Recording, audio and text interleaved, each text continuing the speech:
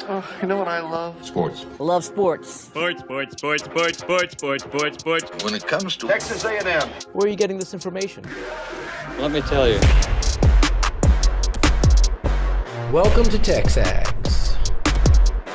TexAgs Live. I feel like I should be listening to the theme song from the Jeffersons. You know, we're moving on up. We will develop men, we will graduate players, and we will win championships on the field. The best way for us to win is to do it together.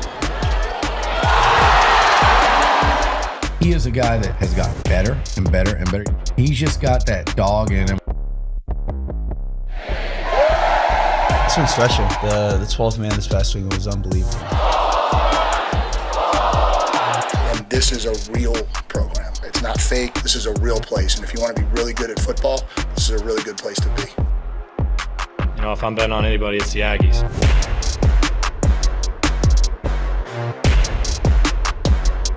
Not the Monday show that I wanted to have, OB.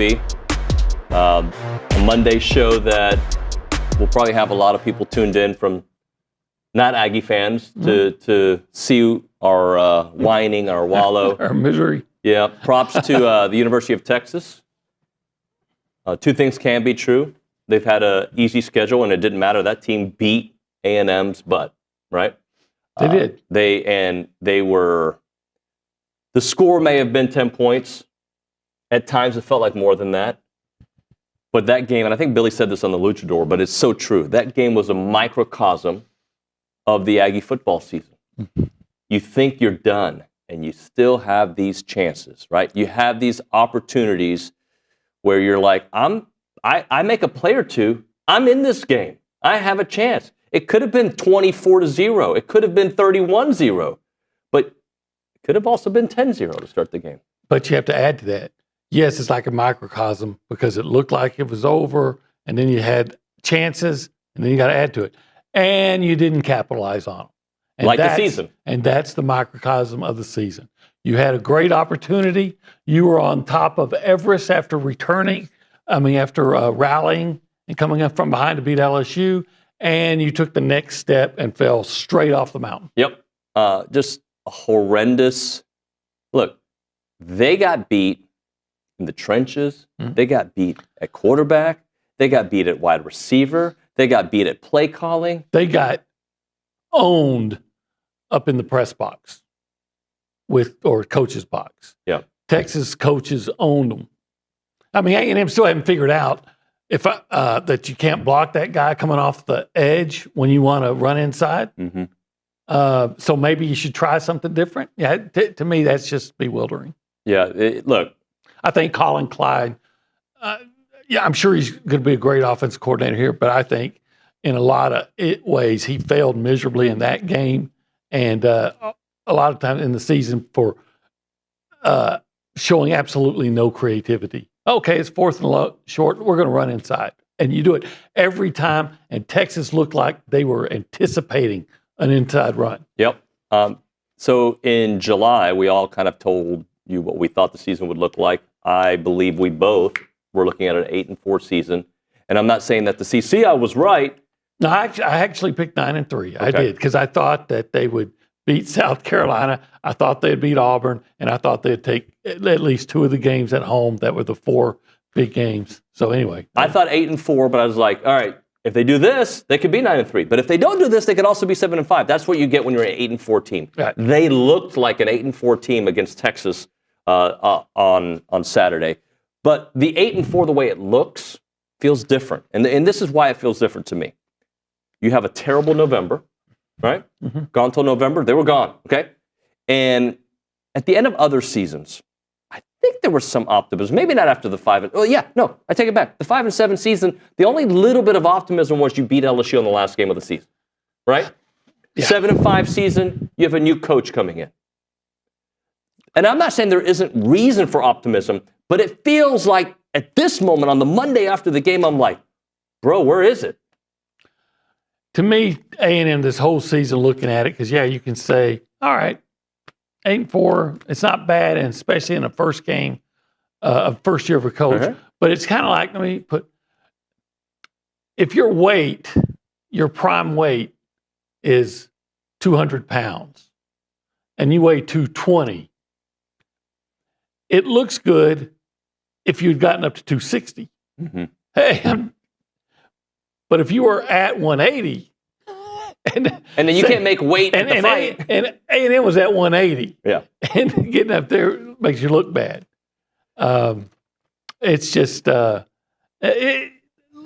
you take a step back and say, okay, in the first year of the program under Mike Elko, have they made strides? Do they give you reasons to feel somewhat optimistic about the future? Yeah. Yes, you can say that. But you have to also look at your things and say, you had just beaten LSU. You had so many things going your way, and there were so many things possible. And how many times do these loyal Aggie fans have to see a program that goes into November with a chance to, championship possibilities? I'm not saying it's happened a lot lately, but it has happened, and watch their program that they pour so much into financially, emotionally, loyally, and to be let down yet again. Offensive performance. And look, I'm not putting it on Marcel. I don't put it on Marcel. I put it on the entire group, and that goes to the coaches, right? That the entire group put up 0 points against Texas.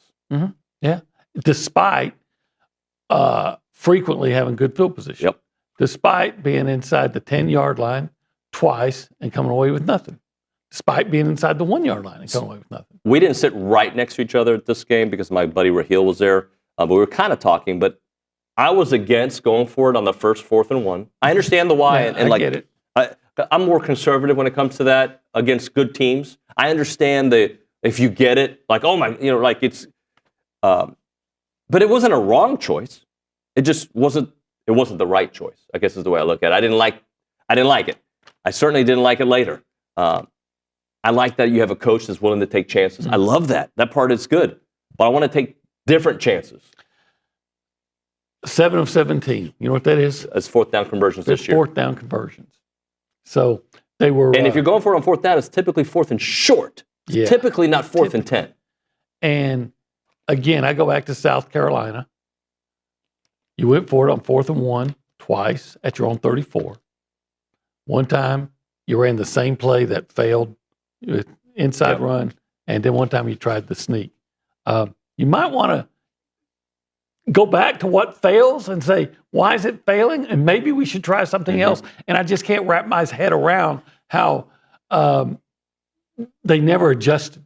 And again, I watched the ends on Texas on those short crash inside as if I don't have to worry about anything else but the inside run. As if they've scouted them so closely, they say, look, he's always going to run inside. Did you hear Siri listening to us? Yeah, I'm hearing something. Hey, Siri, we're not talking to you. Anyway, I don't know if the audience can hear. It's pretty loud in here. So, OB, good morning. When you think about the entire, 9, 10 months, 11 months, we're 12 months now, we're entering December, right? December 3rd. And look at this Texas rivalry. God, it freaking sucks. And they beat you in football. They take your coach, which, by the way, good riddance. They win in softball. Right now, Texas is looking at us yeah, we're in the SEC, and look what we're doing already. And the reason I know this is because I have family that reminded me, even before this Texas game, we already won the SEC conference in soccer. We've done this. We've done that. We beat you guys. No, we did beat them in baseball, and I expected to continue this year. But this is what I think Aggies feared when Texas entered the SEC. And it's not a lack of resources, but there's a lack of something. Well, let's face it. Maybe Texas has had better coaching. I will say this: no program. This is not a criticism. This is a statement of admiration. No program has apparently benefited more from NIL because Texas has a lot of big money donors that don't mind. They want to win, and they want to be, and they don't mind paying it. And I think Texas has done a good job in footing the bill. A&M under Jimbo, again, get Billy or Broniger and talk about how A&M lost Anthony Hill? Mhm. What were the dynamics? Who, by the way, was a star in that game. Why did, because he was committed here. Why did they lose? And go into thinking about that. So you had, Mike is having to untie a lot of knots. Yep. And it looked like he was ahead of schedule, and maybe he still is. But I got to say this, though. Yes, sir. And maybe I'm saying something that just can't be. I think the first thing that A&M has to do as a fan base, as a program, is don't even compare yourself to what Texas is doing. Texas done this, Texas done this, they're winning, they're doing. Just focus on your task. Yeah. It doesn't. Texas should be good. We are in a state that provides resources to everybody. I mean, both all the programs. We're in a state with tons of talent. Texas should be good. A&M should be good in everything every year. The very reasons that A&M should be good in everything every year, Texas should be good every. So focus on making yourself better, or whatever that requires, because then every year you should be playing a really strong Texas team, because our state is full of athletes and the ability to go out of state to bring people in. That should be with a game played with championship implications oftentimes in the future. Did you see the video of Sark running to stop his players? Yes. He gained my respect with that. Yeah, I can respect that. That was too. classy. And look, I understand a rivalry game, that kind of stuff happens. I get it. I mean, I don't want my players doing it, but I get it. I understand. It's not even a criticism. I get it. If A&M did it, we'd probably be silently clapping too, right? But I thought it was very classy of Sark to do that. But I did want to bring this up because this is not the problem. It is a huge problem. The start of games. Oh yeah. Okay. Good Lord. And by the way, I might be in the minority here. Okay. I don't think they played well against Mississippi State. Okay? No, they didn't. Okay. I know they won, and I know not every game is flawless, and I know not every game is a four-quarter game. I get that in the SEC. I don't think they played well against Mississippi State. They only fell behind 7-0, but 7-0 there, 10-0 LSU, 14-0 South Carolina, 21-0 Auburn, technically 7-0 Texas, but we all know it was 17-0 at the half. Why was it technically 7? Well, those other ones were first quarter. Oh, okay. Texas okay. advanced Gotcha, past the gotcha. first quarter. And I think the LSU game was 10-3 at the end of the first quarter, but it got up to 10-0. But my point is not being ready to play. And by not being ready to play, I'm not saying that they weren't emotionally ready, because they were emotionally ready for this game. They were flying after the ball. I was very impressed with the defensive performance to start the game. But when Quinn Ewers runs for 26 yards on you with a broken leg or whatever, bum ankle. And you had yet again a player coming in that has both hands on him and lets you get away. I mean, there's something to that. You can't just have that happen so many times. Nick's got that can't be up. just a coincidence. And look how slow your secondary looks. I'm starting to question the speed of the secondary when Quinn Ewers, even healthy, is running away from players. Remember, I told everybody leading up to this game, everything you hear about the other camp, go opposite. Because that's what's been happening. That's what A&M does. Peyton Thorne, he's got one arm. How's he going to throw with his with his left arm? He's even righty. South Carolina can't protect the passer. Yes, they can. Or actually, they couldn't, but it didn't matter. He ran all over them. But it's like one thing after another. And look, the LSU game was an amazing second half. I have not seen a second half like that in my life. But we all know that was maybe one drive away from being a blowout. Yeah. But I'll say this. I thought A&M, weirdly enough, started great. Again. They moved the ball to the field. They took the ball right down to the 10 and poor play calling killed that. And then didn't they force a 3-and-out on Texas? That sounds correct, yeah.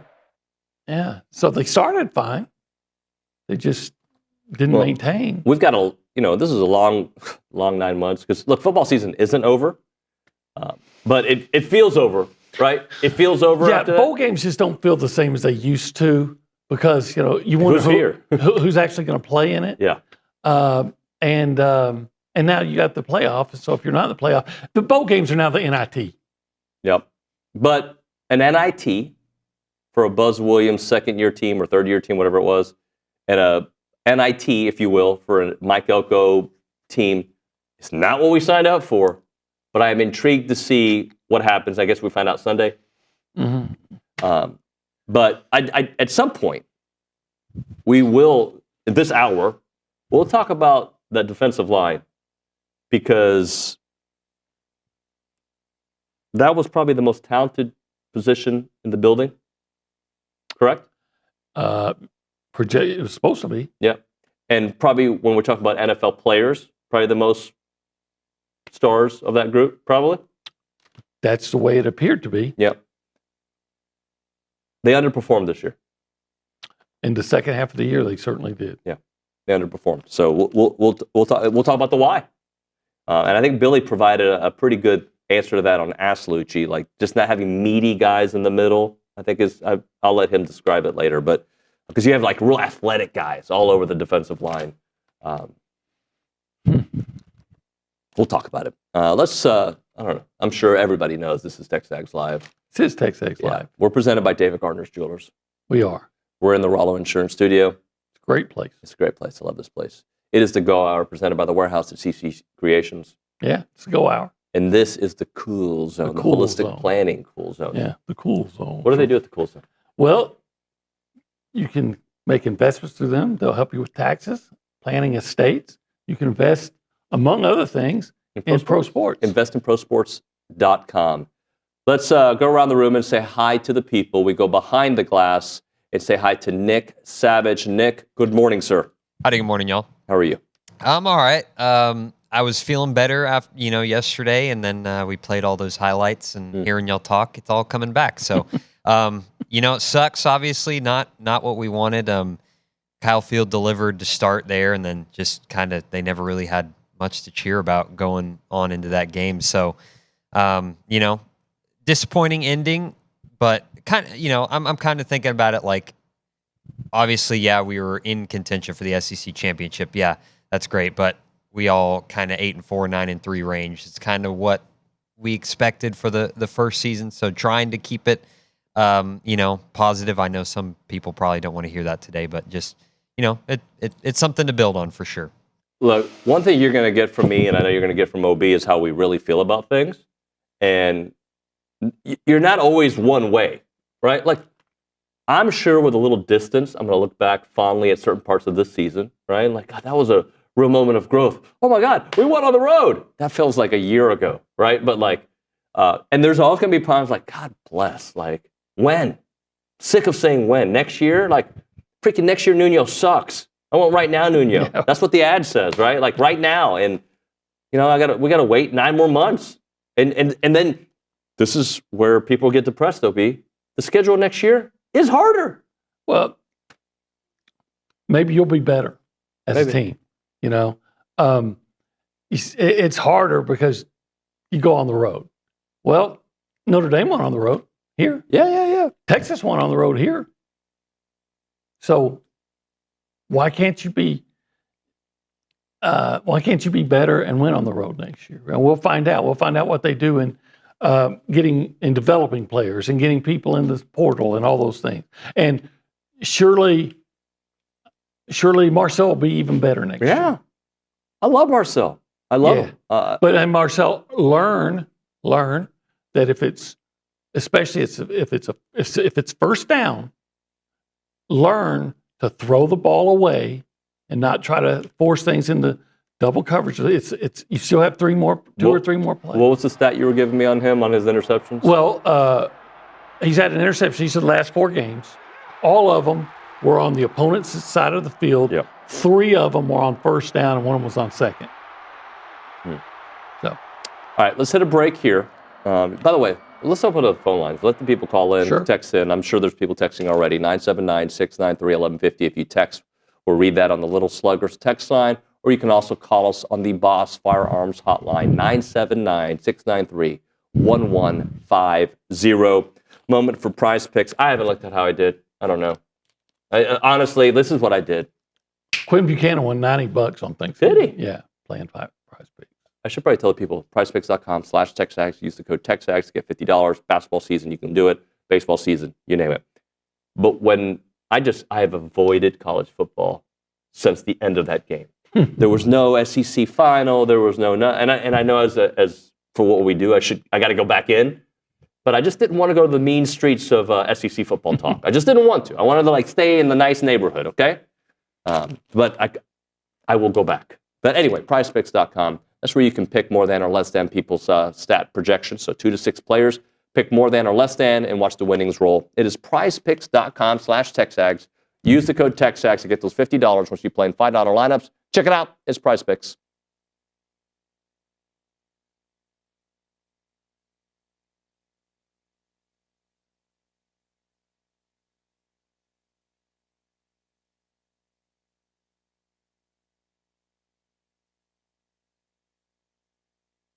What's up, TexAgs? This commercial break is brought to you by my good friends over at Aggieland Chevrolet, the official automotive sponsor of TexAgs.com and me, Billy Liucci.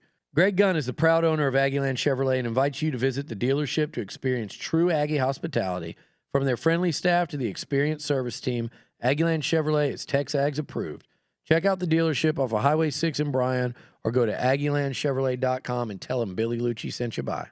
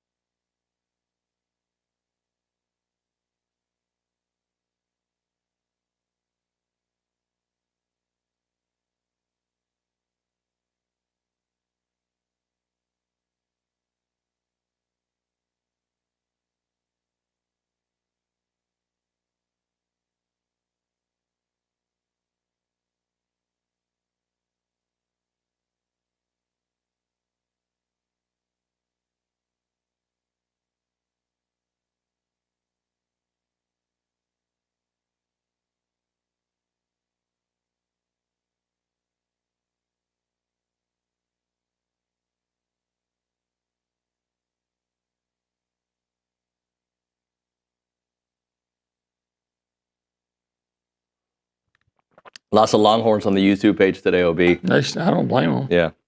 I get it. One of the guys, it was funny, he said, y'all would be doing the same thing if it were you beating us. And I wouldn't, but I understand that there's a segment of the world that likes to troll. I get it. It's that's how you, whatever. This week, you guys have scoreboard. Better football team, 100%.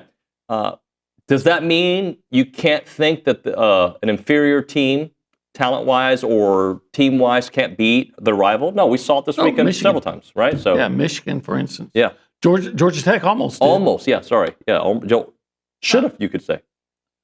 Yeah, so yeah, it happens all the time. It's happened in this series. Yep. But it didn't happen for the Aggies. And I have to admit that, like, say, when the Aggies beat Arkansas, Hogville or something, and I went and chuckled at the Razorback fans, wanting to jump off the ledges and things like that. So I get it. Now, what I don't do is I don't get in there and take shots. I just kind of watch it. I'm just a spectator. Well, but okay. Thanks for watching us. And I do want to say this. So some people thought I was challenging Texas fans to a fight last week. I wasn't I said you wouldn't say it in my face. And what I mean by that, I think most people in person are very nice. Like, yes. Right? Like most people, if they're not in the mob mentality stands world, if you come across them walking down the streets, hey, Nuño, I don't like your team, but heck of a game. That's typically, like in person, that's typically the kind of things I get from people, and I think you as well. Especially in southern states.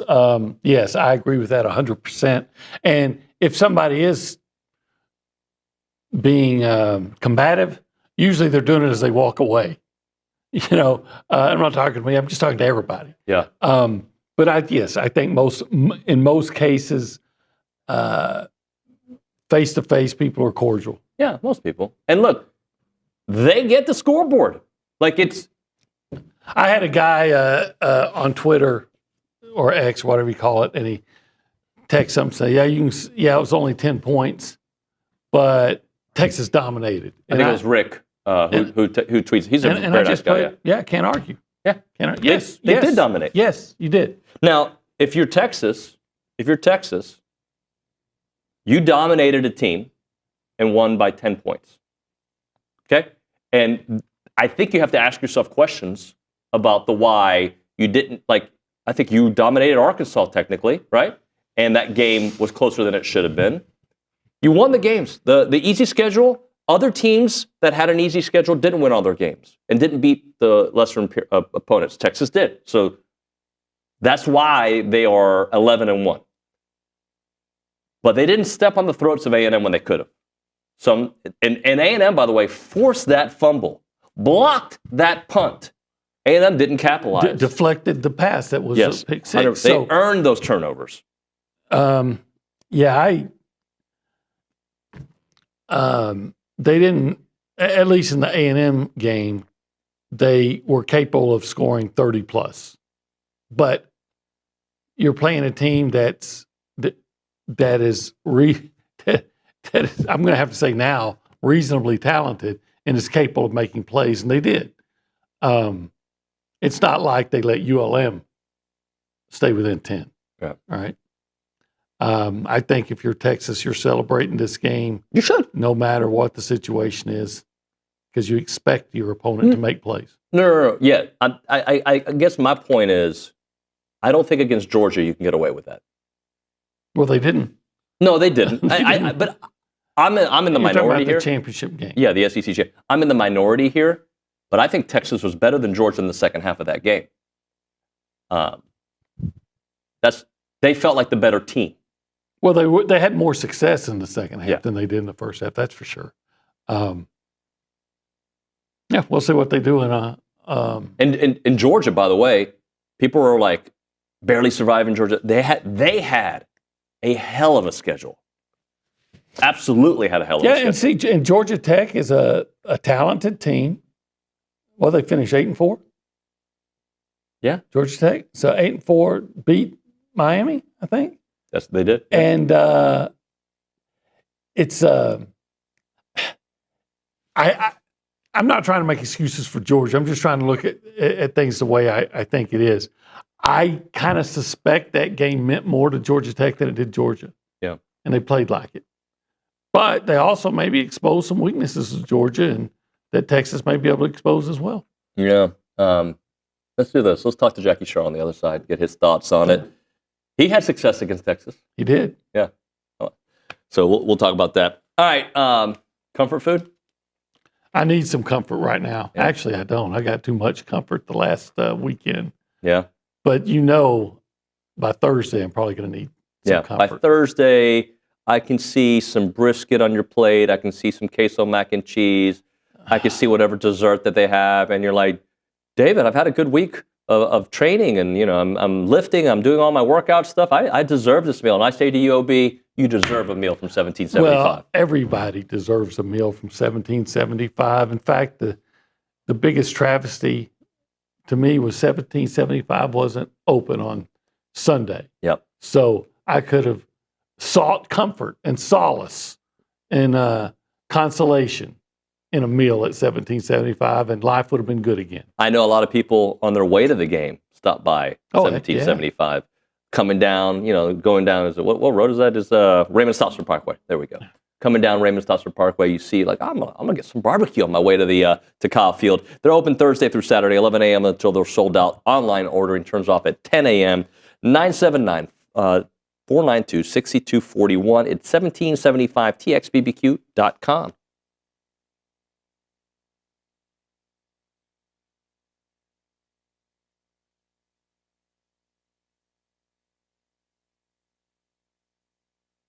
Everyone, David Nuño here in a moment right now for Snaps Clothing.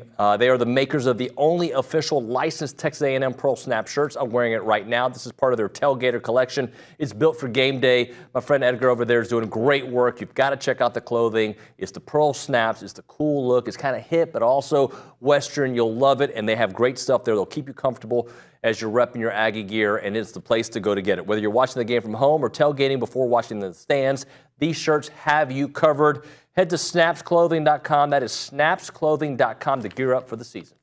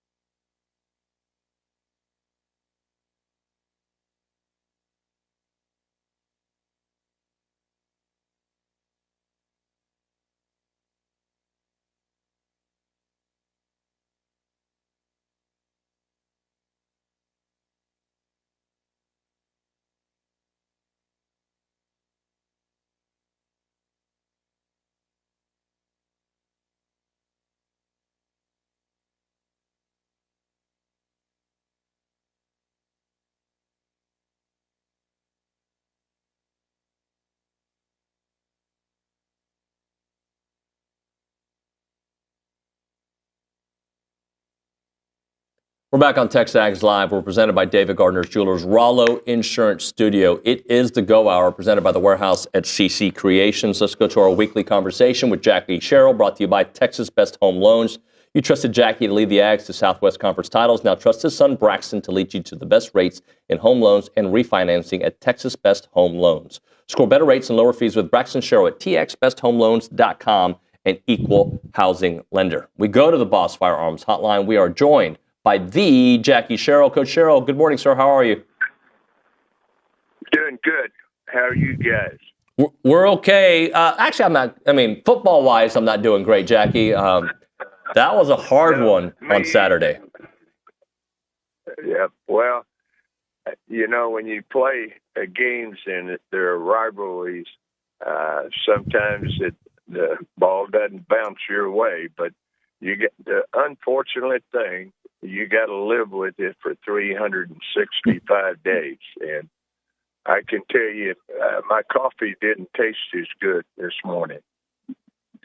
That's so true, sir. That's so true. Hey, Coach, look, I know we'll talk more about the game, but you've taken teams that you took them to the next level.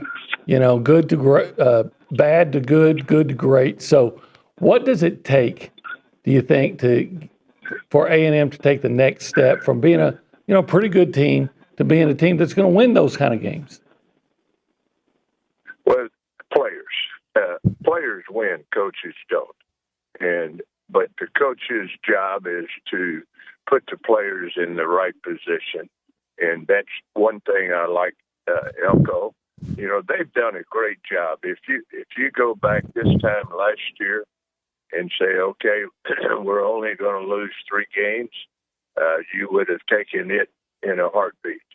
But, you know, it is going to take time.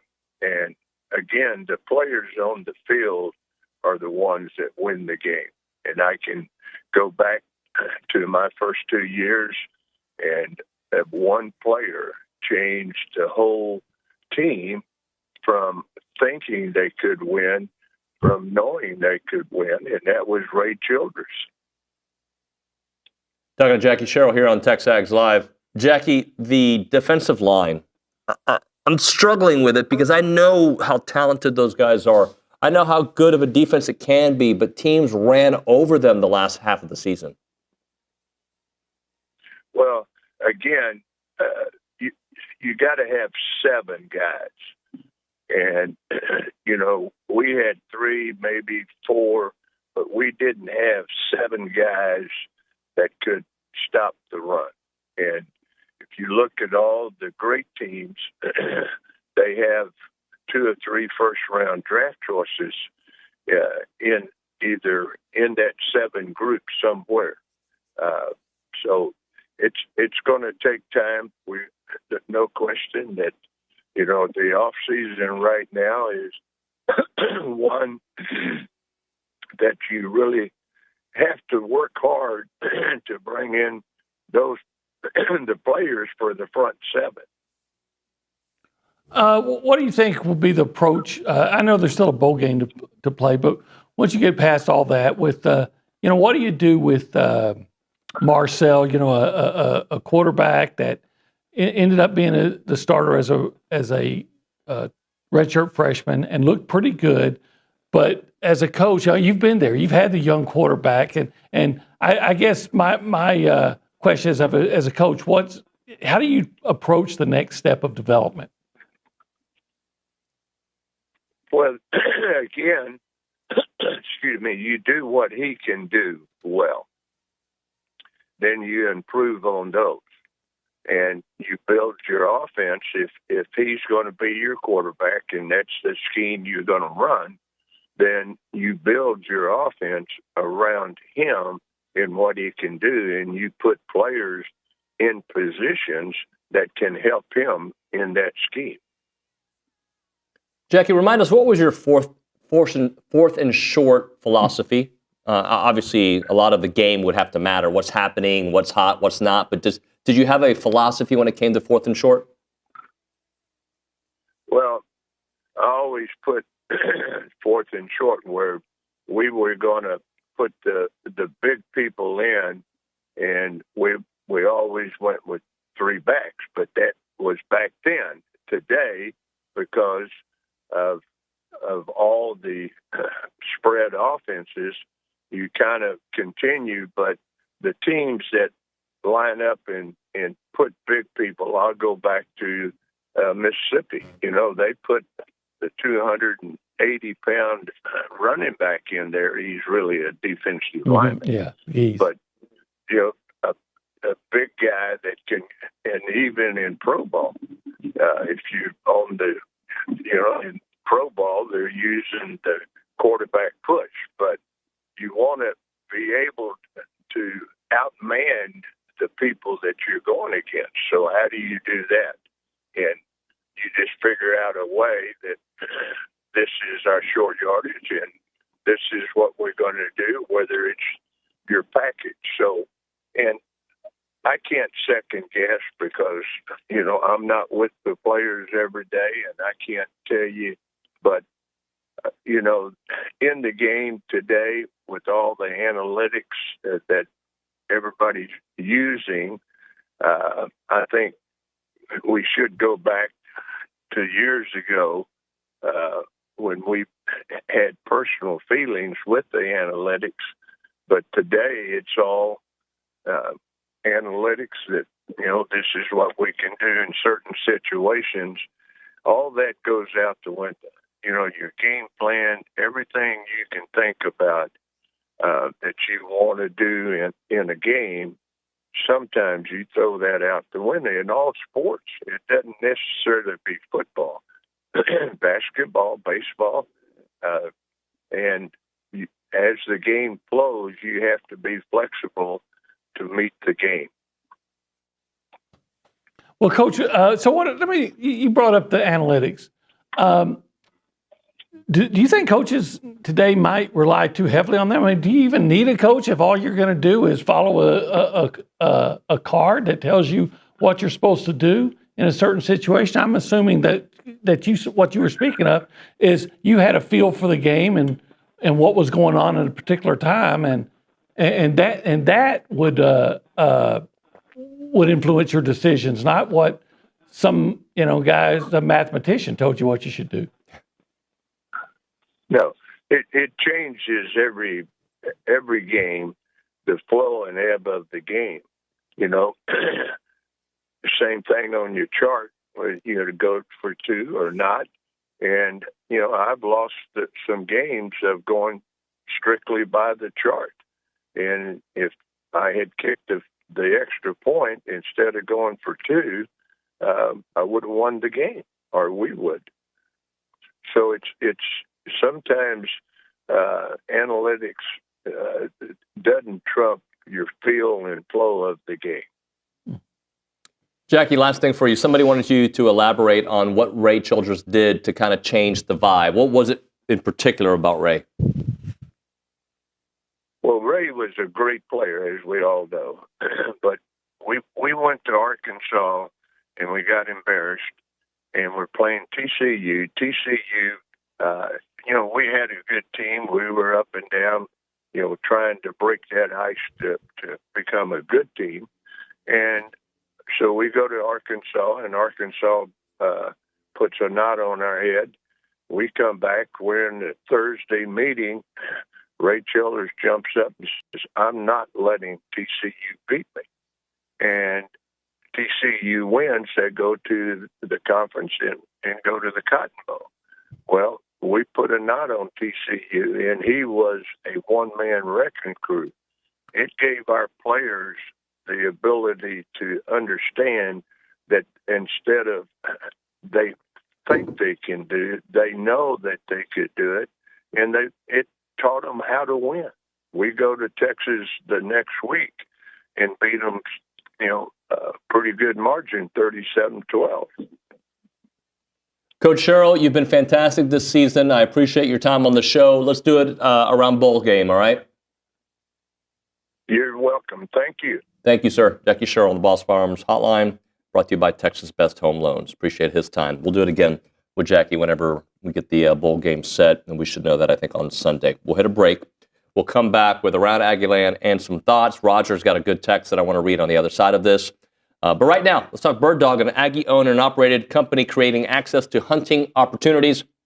I want you to think about it like an Airbnb for hunting, for the ranchers, for the hunters. So you want to go hunting, you just don't know where to go or how to set it up. Let them do it all for you. They're going to make it easy for the landowners to get money for their land. They're also going to make it easy for the hunters. They provide a full hunting service experience for corporate groups, friends groups, logistics. They'll handle it all. They'll help you just set it all up, and then you can focus on the fellowship and, of course, the great hunting. Partner with over 60-plus ranches and growing that supply daily. Brand new hunters, seasoned hunters, you name it, people like myself, you can go. It's birddogit.com, birddogit.com. Check it out.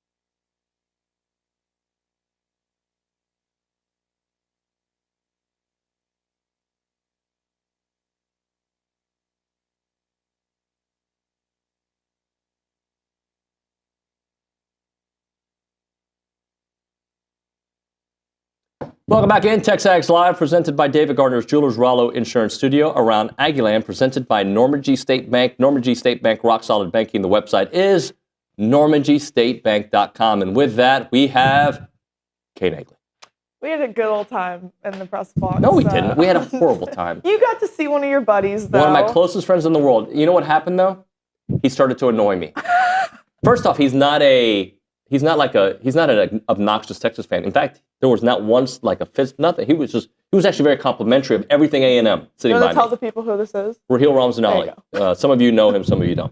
Rahil's a host in Houston, and my dear friend, my old co-host. He was great. He did not, but he wanted to chat when I just wanted to be miserable. He did want to chat. He was, hey, Kay, what do you think about this? He was it was making me have positive spirits a little bit, because he was like, Kay, is this song popular? Or Kay, is this? And I was just like I'm glad that you're taking my mind off of what I'm doing. I wanted to be miserable when it was 17-0. And he was like, hey, man, look, the music's great here. And no, it's not right now. Right now it sucks. Talking about Mo Bamba and all these different things. It was fun. All right, Kay, I took your way. You have 3 minutes. You have plenty of time. Yeah, that's plenty of time. I'm going to start off with some Aggie volleyball, because just last night they got into the NCAA tournament for the second straight year under Jamie Morrison. He has that program going up. They are going dancing and earned an at-large bid to the 2024 NCAA tournament. They finished 19-7 overall with a 10-6 SEC mark. That is very good for conference volleyball. They will travel to Tempe, Arizona to open the dance on Friday at 6:30 p.m. against Colorado State. Not sure what network that one will be on yet, but make sure to be turning that on and cheering on your Aggies. Moving over to the women's basketball front, they had a brief break after the trip to the Bahamas that they took. They will host the SEC ACC Challenge against Syracuse. That is on Wednesday at 6:15 at Reed Arena. Also talking some more SEC ACC Challenge games that will be hosted. The men's basketball program will host Wake Forest on Tuesday night at Reed Arena as well. That is coming off of that 2-1 trip to Las Vegas. Also on Wednesday, we have National Signing Day just a few days away. The Aggies are prepared to ink their 2025 class, and also over the weekend, quarterback Brady Hart reclassified and committed to the Aggies on Friday. He was also here this weekend. Bronny had a great interview with him on our site, so make sure to go check that out. And last but not least, we all know the result that happened on Saturday. Texas A&M finished 8-4 in their first season under Mike Elko. They now await their postseason future, as they will know where they're going bowling this Sunday, December 8th. So stay tuned for that. Thank you very much, KK. Of course. I'm going to read this text. Nobody wants to be in a good mood, but I'm just going to read it, okay? It's not even a good mood text. It's just how Roger and Rosehill kind of sees the season. We changed our quarterback, coach from last season, offensive lineman injuries. That usually equals 8-4. You changed your quarterback because he wasn't playing well. Right. You did change your coach because he wasn't coaching well. He wasn't coaching well. And you were still, what, 7-1? Mm-hmm. So, and then the South Carolina loss doesn't look as bad because they're a team that should have been 10-2, honestly. Yeah, they easily could have been, easily. And they were legit, right? You're supposed to beat good teams. Yep. If you want to be a good team, you can't just beat the bad teams on your schedule, or come up with an occasional upset. Yeah. Because Oklahoma did that. I'm not down on Mike Elko. I'm not.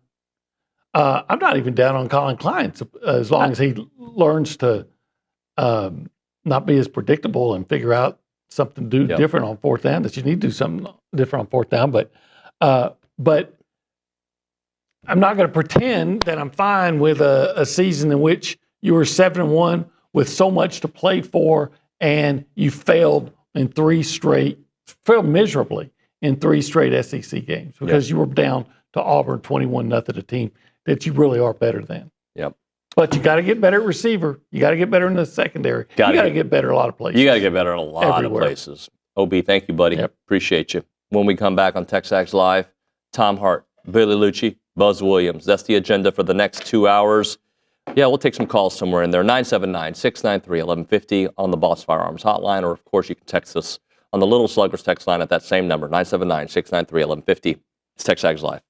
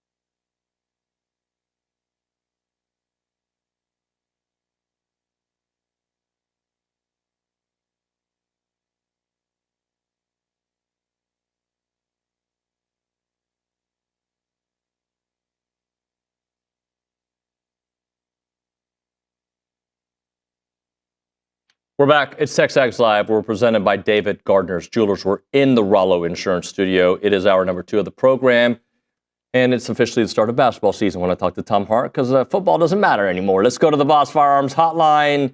I kid, Tom. Good morning, buddy. I just had my hat sitting here, and I took it off, but maybe I should put on my college basketball hat now that we're college basketball season. Is that fair? Well, look, Buzz had a great weekend. They lost one against Oregon that they should have had, but they bounced back in a major way. We'll talk about that here in a moment. But Tom, not surprised by the outcome. I thought A&M would win because I thought the Kyle Field experience and the defense would play better. There was no evidence that they would be able to stop the run the last month of the season, but I didn't expect what I saw the last quarter of the season. How do you kind of put not just the Texas game, but the last month for A&M into perspective? I kind of consolidated into when you go into a game, as a fan, you go into a game that you're not supposed to win, and then you get the lead, and you catch a couple breaks, and you get a lead, and you start believing. And you didn't believe, hey, we're going to the game, but, we're 3 touchdown underdogs, whatever. And you're going for the experience, and you're being realistic about it, and you understand, like, hey, it'd be a miracle for us to win. Let's have fun with each other. Let's enjoy the community, yada, yada. And then you get the lead, and then you allow yourself to believe, and then the lead goes away. However that lead goes away, the heartbreak that you feel in that game overrides any sense of accomplishment. Like, hey, we weren't supposed to be we weren't supposed to be this good. Like, we should enjoy the feeling from the house money that we had. And so that's kind of how I view A&M season as a whole, right? I mean, this wasn't supposed to be a year where A&M was playing for a conference championship. And I'm not saying that to be critical of the program. It's just year one and building a program and all the challenges within this league, the toughest league in college football. Like, it's okay. You're not supposed to be there. But then you go on this run and you start to believe and you see what's possible over the horizon. And man, we could get to Atlanta, and then we're going to be in the playoff. And man, wouldn't the Sugar Bowl be so much fun? So I can't help but kind of feel that pain's maybe too strong a word, maybe not after Saturday night, but that just influx of emotions. It takes you so many different directions. I feel that. And I think it's hard to then remind yourself, like, go back to after the Notre Dame game and take stock. Where are we? Where are we supposed to be? What's fair for our program in terms of expectations over the course of the season? My question for you, now I had a game Saturday night, so I couldn't literally turn it on until we got back to the hotel right after the OU LSU game. So I saw the end, and I saw the highlight during our game of the pick six. But I'm just curious about the energy over the weekend leading into that game and the return of that game and the feelings. Like, what were the feelings of individuals and groups going into kickoff? The game is the game. I get it. But to me, this rivalry and its absence and what happened 25 years ago with the bonfire and that, all of that stuff comes together. Yep. And I was just curious what the feeling was. I've never seen Aggie Park outside of Kyle Field and the roads around the stadium as packed with it's always a festival, right? This was a different level of festival. There was probably an hour before the game, I was standing there waiting for the players to come out for their warm-ups, and there was probably 85,000 people in the stadium. Like, it was 3/4 full more, right? Like, it was like, I'm like, this whole section is full. This is an hour before the game. There was coaches talking trash to each other, almost getting into, I thought, it would be a fight, like back and forth, like, let's go, meet me here. Like, it was like being at a Super Bowl. And not for what the game meant, although it would have meant so much for A&M to win, obviously. But just, it was like a prize fight, like going to a Tyson fight that's not involved with Jake Paul. I'm talking like 1980s Tyson fight, right? Like, it had that vibe to it. Unfortunately, and by the way, I thought the energy you're down 17-0. It's not going to be that loud. It was loud. Like And then obviously the pick six, the place erupts, and this is the way that game felt like a microcosm of A&M season, where like you've been given these chances you lose to South Carolina and Auburn, but yet you still have a chance to go to freaking Atlanta. Like, how does that happen? And you don't take advantage of those chances, right? And that's what that game felt like. On a scale, your experiences in Kyle Field, how loud was it on the pick six? In the press box, it's hard to tell. It's really hard to tell. It was pretty darn loud.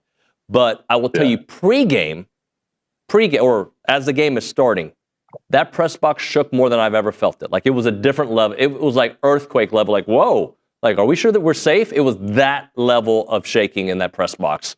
And it was crazy when the pick six happened. Absolutely. You felt like, okay, we have a chance. This is the thought process. You get a 3 and out, we're right in this mother, right? And then you start doing the gymnastics in your head. Had you kicked the field goal on the first 4th and 1, right? Like, you start thinking, like, we have a big chance here. But, better teams find a way to make you look worse than you are, right? And that's absolutely. And I'll tell you, Tom, I was very vocal, and I still believe it, that Texas had an easy schedule this year. And it sounds hollow after you get beat by them at your place after waiting for 13 years. Two things can be true. They didn't have a grueling SEC schedule, and it really didn't matter because they're that good.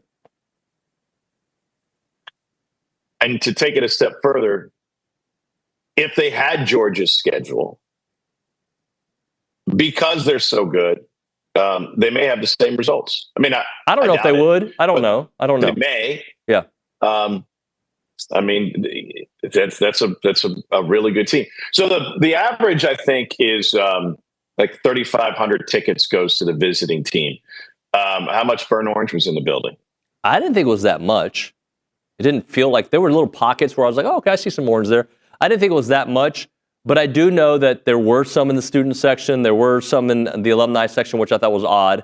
But I don't think it was. There was a cutaway shot, by the way, in the fourth quarter, because we'd already made it back to the hotel, of the student section. And there was just one dude wearing a Texas jersey, just standing there like solemn, and with everybody around him going nuts. And then, so here's my other question for you.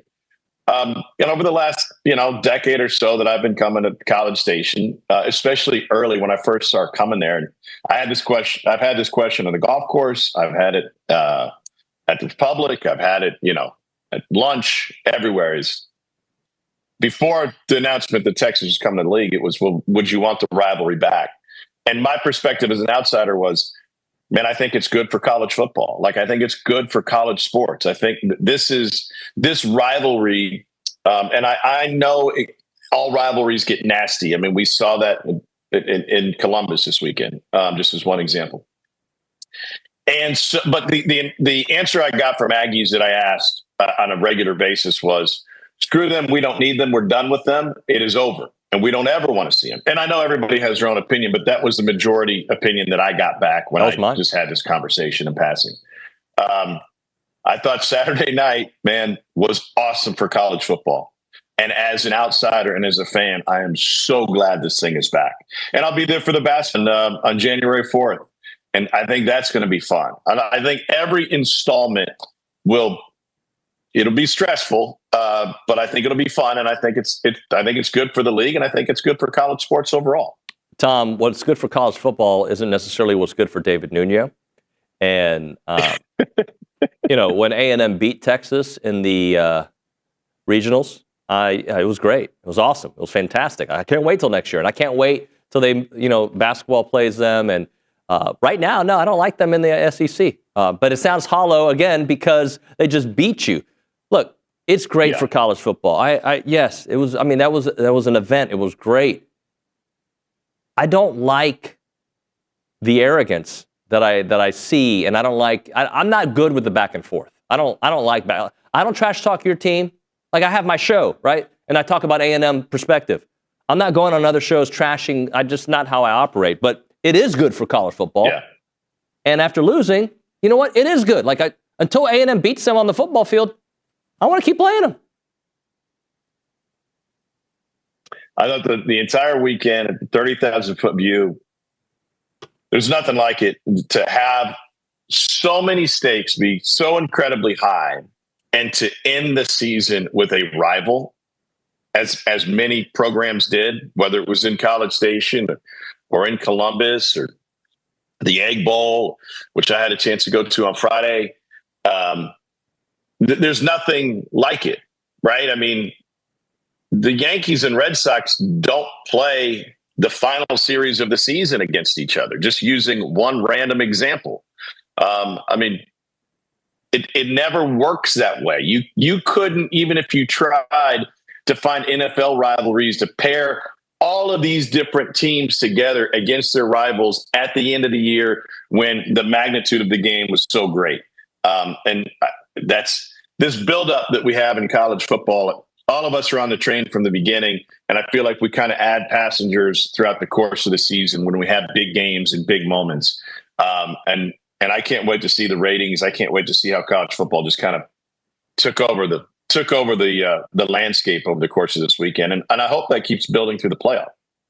Tom, let's talk basketball before maybe we look at a couple other SEC storylines in football. When you look at buzz in this Aggie basketball team, they've had some ups and downs this season, but more ups. How does this past experience in Vegas maybe change the perspective of that early loss to Central Florida and, again, the loss to Oregon, beating a very good Creighton team and just coming away with 2 wins in Vegas? Yeah, I've got Creighton coming up in a couple of weeks. I was talking with some of their people before the A&M game, and I don't know, and this is about Creighton, not A&M. I don't know that win is going to hold value. And the reason I say that is because the feeling in Omaha is that this is not only is this not a great Creighton team relative to what they've been, but it's a couple notches below. Obviously, they have individual talent. The big guy is phenomenal. So I don't know the value of that going forward. I think the Rutgers win at the end of the season, even though right now, they're behind them in all the notable ranking, they're behind Creighton. I think given the schedule that they play is one that's going to really help. And I think that Ohio State win is going to be incredibly valuable. I know we're going back a few weeks now. And this is a team that's going to get on the glass. They're going to be great on the offensive rebounds. You just got to be able to make more shots. You got to be able to find more balance and make more shots. But I think if as good as they are on the offensive glass, it's going to allow Phelps, Wade, Manny, it's going to allow them to play at a pace where they can take some shots that otherwise you might say, hey, I'm not sure if that's a great shot. If you have a great offensive rebounding team, it's harder and harder to take bad shots. Does that make sense? Yep. I mean, at the end of a clock, at the end of a game, yeah, you've got to be disciplined.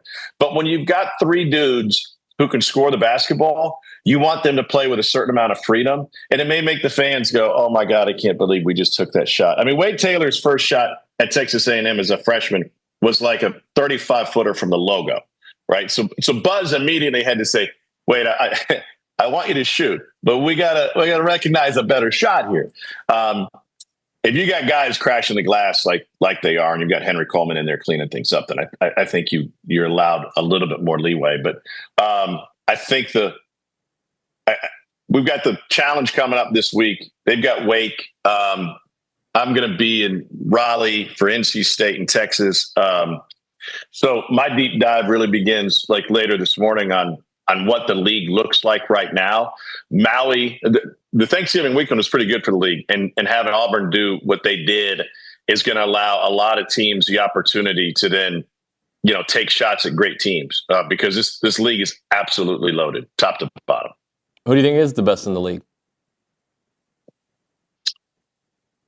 Well, I think Auburn has the best resume without a doubt. They have the best resume in all of college basketball. I'm not a believer in Auburn. I think the guys, Broome and Cardwell inside, are great players. Jani Broome can do a lot of different things. I just don't know, and we're just talking about taking disciplined shots. I don't know that they're a disciplined enough backcourt. Chad Baker-Mazara had flagrant one. I think that was Wednesday when I was watching, or earlier, day 2 of Maui, whenever that was, Tuesday. And he's a wild card, and he cost them their game in the NCAA tournament last year. He got ejected against Yale. They couldn't score without him. The discipline on that program on the court with that team is something that's going to be a talking point, and they're going to be riding that thin line all season. But Alabama, so to me, they have the best resume, but I think Alabama's the best team right now, even though Bama's resume does not compare with Auburn's. Tom, let's go back to football. What are the teams that will make the playoffs from the SEC? I mean, because South Carolina's definitely got an argument. Alabama, that's got an argument. Like, Ole Miss beat South Carolina. Like, is it going to be one of those teams that makes the 4th spot potentially, if it is 4? I brought props, David. Yeah, I have my binder from the selection committee mock process that I went through. And I was just going through, I was like, is there anything in their rules that allows me to maybe guess how they're going to treat these 3 SEC teams relative to other bubble teams? I don't think Indiana is a bubble team, but I think Indiana should be a bubble team, given their strength of schedule. SMU could be a bubble team if they lose. Miami is obviously a bubble team. And the way we did the process, and it's outlined in this binder that my wife says I keep too much junk. I don't know why I still have that, but is they compare 3 teams at a time, and then they get further down in the process and they compare 4 teams at a time. And obviously the push and pull with South Carolina is they're the hottest team right now. They lost to LSU on 2 horrendous officiating calls. Both took points off the board, including one on a roughing the passer that was abhorrent and took 7 off the board.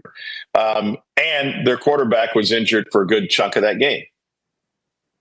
The hard part in college football is we have this, it's a really truncated schedule relative to any other sport, right? I mean, talk about 12 games. That's a very small sample size.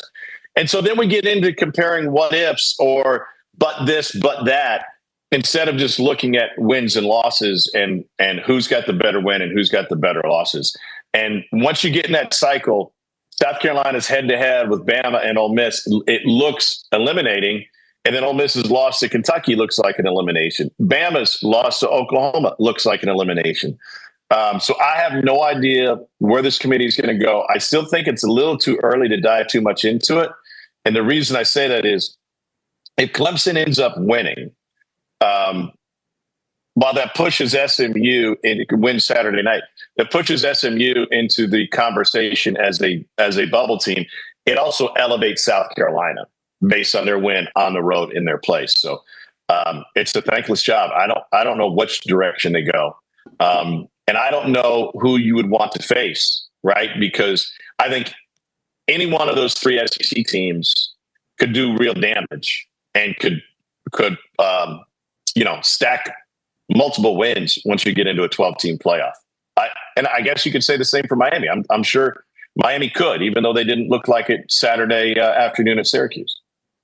Tom, who wins the SEC championship?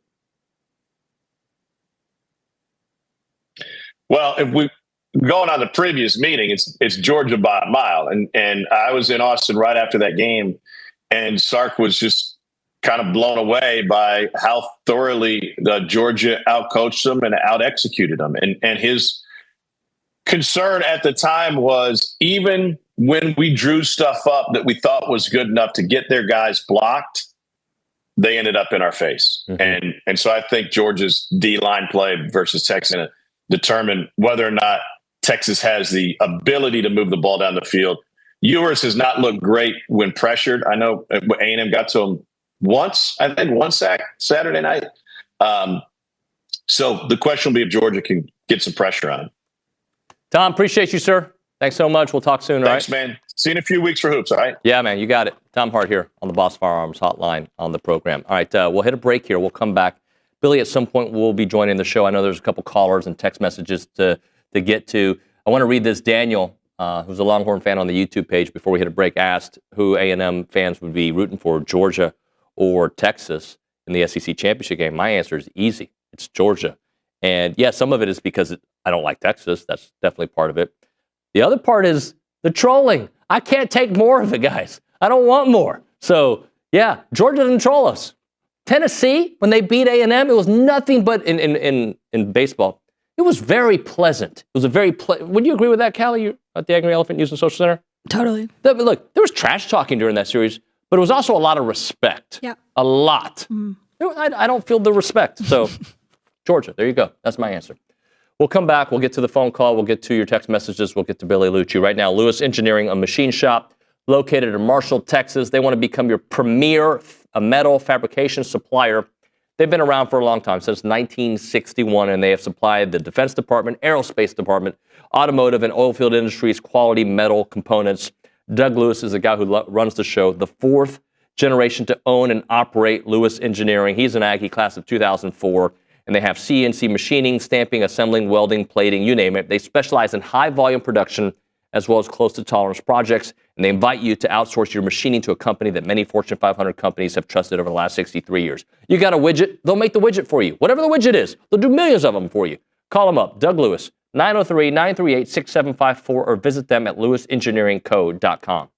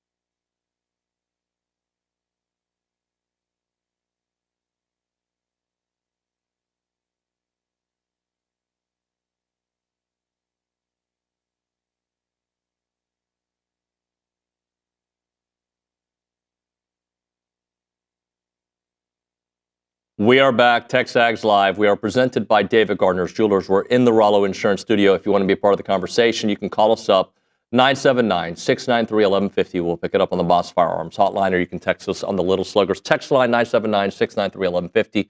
YouTube chat us, TexAgs chat us. Appreciate everybody listening on the Zone, and of course on the CW here in College Station. We go to the Boss Firearms hotline. Jay wants to talk about the game on Saturday. Jay, welcome to TexAgs Live. Hey, morning, guys. Morning, buddy. Hey, yeah, good show. And thanks for having Jackie Sherrill on. That was awesome, man. Thank you. We're talking about injuries, talk about the Texas game. And, you know, I was really anxious. You know, we went down there the very first drive, and then we're outside their goal line, and we had to turn it over on downs. And I don't know what happened. I don't know what Colin was thinking with the plays we were calling were like perfect up until that point, and it just didn't happen. So, I mean, I think our defense, and I think we had to depend on our defense to win the game. We could have easily. When we block a punt, yours fumbles, and our defender can't pick the ball. If he slips, and he could have easily ran it back for a touchdown. And, I mean, we could have easily won that game, but we'd had to depend on our defense 21-17. But it didn't happen. The breaks didn't all go our way. Those guys played their hearts out, though, and I'm really proud of my Aggies. But the other thing, too, is injuries. Injuries just, I mean, hurt us. I mean, starting with Reuben Owens in practice. Well, he's gone. And then Connor Wegman with his AC joint shoulder injury. I think it happened in the Notre Dame game and then resurfaced in the McNeese game. You know, so injuries were hurting us. But a lot of teams, I mean, there's a lot of football teams who were hurting for injuries. But, you know, we had our share, you know. But we started strong and we finished weak because I was really hopeful. You know, we beat Florida, okay? We beat Arkansas. We beat Mizzou. We beat LSU. And I'm thinking, man, you know, Coach Elko, his first year is going to look great. And we were just one win after another. And then we just tapered off at the end of the season and we just got weak. And, you know, I hated to see that. But I'm still proud of my Aggies. I think that's a wonderful call. And, Jay, I appreciate you calling TexAgs, and I hope you do it again, man. Thanks very much. Thanks, Dave. Bye. Bye. And look, you fan how you want to fan. I like that we have fans like that. We have fans that want to be miserable, and that's just where they want to be. And there's fans that want to see it as like, look, this is the reality of the situation. I'm kind of both. Nick, how do you fan? Are you kind of a both fan? Or are you like, you want to be miserable? I used to be the angry / somewhat miserable type, but I've grown up, or you know, as I've gotten older, I should say. It's, you know, I get down and angry still, but I feel like it's to a less degree. Yeah, I get angry for sure. Like that never goes away, and losses sting. But I can be both optimistic. Well, optimistic is not the right word. There's things that I hope to be optimistic about, but in this world of transfer, like I think South Carolina is a great example. They were bad last year. Shane Beamer was on the hot seat. This dude might make the playoffs, right? Like, might make the playoffs. So I'm sick of waiting, just like everybody else. I don't care that it's year one, but I do. I also recognize it is year one. They fell short of my evolving expectations. They met my preseason expectations from a record perspective. There's parts of this team that I don't think matched what I thought it would be. And there's also a part of me that has like, look, guys, Le'Veon Moss was the identity of this football team. And you shouldn't rely on just one person. But the reality is, short yardage situation on a team that likes to get short yards and likes to muscle their way through and own the offensive line, that's not what Amari Daniels' specialty is. He's a special running back, but that's not his thing. He can get you short yards, sure, but that's Le'Veon Moss. How do you fan?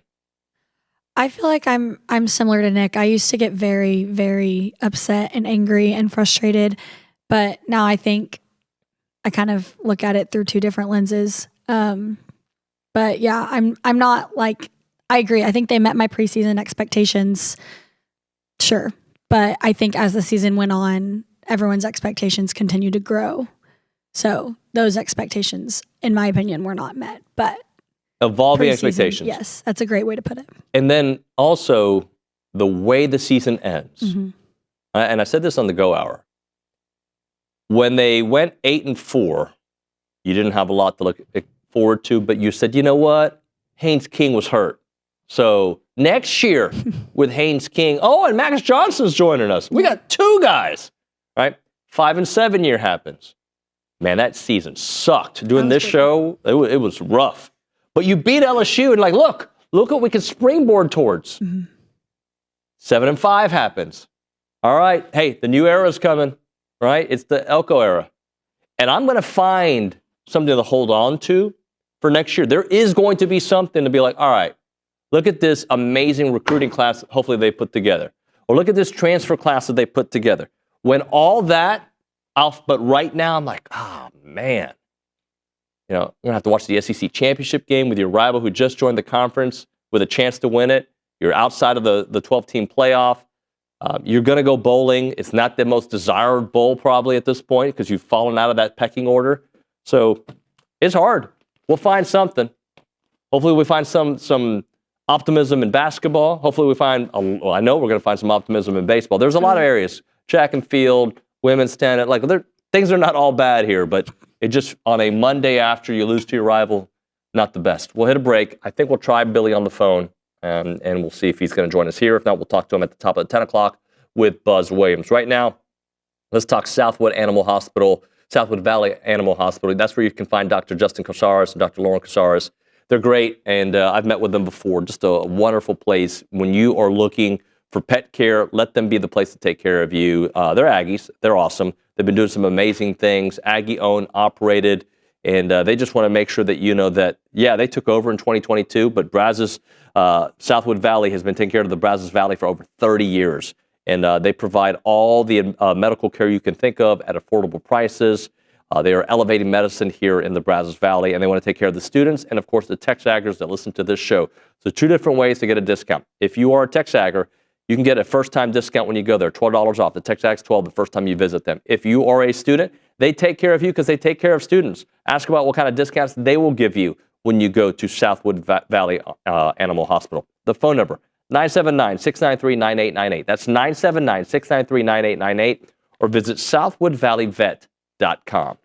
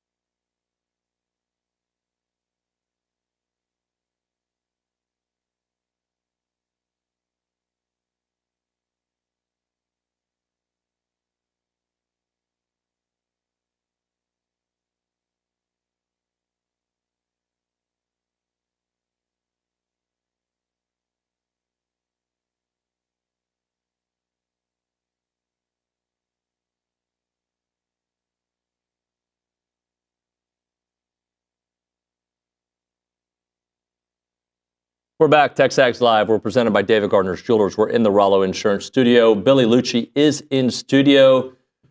Billy, Monday morning still stings, but I've been able to move on a little bit from Saturday. I haven't moved on, but I'm in a better place. I'm not walking in that fog. That's a good word, fog. You know, it's really when the season ends any time after a loss, but obviously everything's magnified by a million. And I heard, I don't know if it was you or OB said this morning, like, this is what, you know, Aggies were afraid of with them coming in the SEC. And honestly, like, I think that's a big part of the problem. Like, it's just this, oh my God, I don't want to play them because I don't want to lose to them, because I can't hear it from them. I can't, you know, deal with them at work, on social media, at the dinner table. Like, that to me is like, and honestly, as stupid as I think the little brother thing is stupid, but that's where it comes from. Yep. And I don't know if long before when I got to A&M, Texas A&M was regularly and routinely beating Texas. It was R.C. Slocum. It wasn't far removed from Jackie Sherrill, who really established that. And it was, you know, I remember when A&M, lost to Texas. I think it was, we talked about it the other day here. I think it was 95. It was like, I didn't even realize A&M could lose to Texas. And from then, I think the Aggies won it. No, it was not. It was 90. Yeah, it was 95. It was 95, 96. It was both years there. Then they won in 97.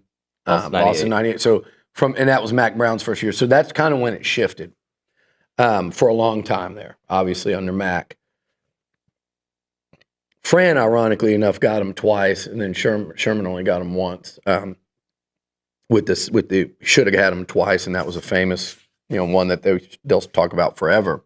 But so there was just a mindset there that they weren't going to lose, and A&M was the aggressor. A&M was the tone setter. A&M, and that started to change with Mac. I think it really started to change. Like they rode Ricky Williams that first year, and physicality, and Hampton and Rogers, and this game to me. I'm going to get back to the point, but this game between these two teams is always about physicality, going out and taking it, wanting it more. Not that both teams wanted it the other night, but one team just played like for 60 minutes, like they wanted to be the aggressor. They wanted to be the more physical team. They wanted to take control of the lines of scrimmage, and the Aggies were too late to that party. They adjusted, they never fully adjusted to stop that Longhorn ground game. But they got into the fist fight, I thought, too late, like to where it was just trading punches. And by punches, I mean getting stops, basically. And the Aggies produced a couple of massive plays, but they couldn't produce enough.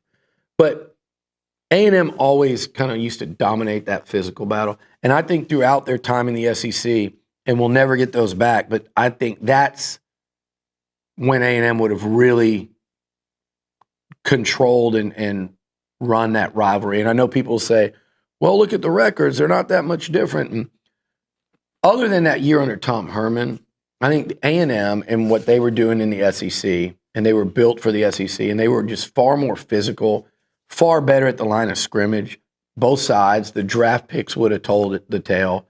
They had playmakers on offense under Kevin Sumlin, and that bled into the Jimbo era a little bit. I think that was a period where you kind of go back and go, you wish you were playing them, but you didn't. And what Sark did was he built, when I was looking at the game the other day, when, even at the beginning, you're looking at their lines of scrimmage, and you go, damn, they look like all the other really good top-end SEC teams we've played over the years. Yep. They have not looked like that leading into the run-up. And I've been saying that for a while about Texas versus OU.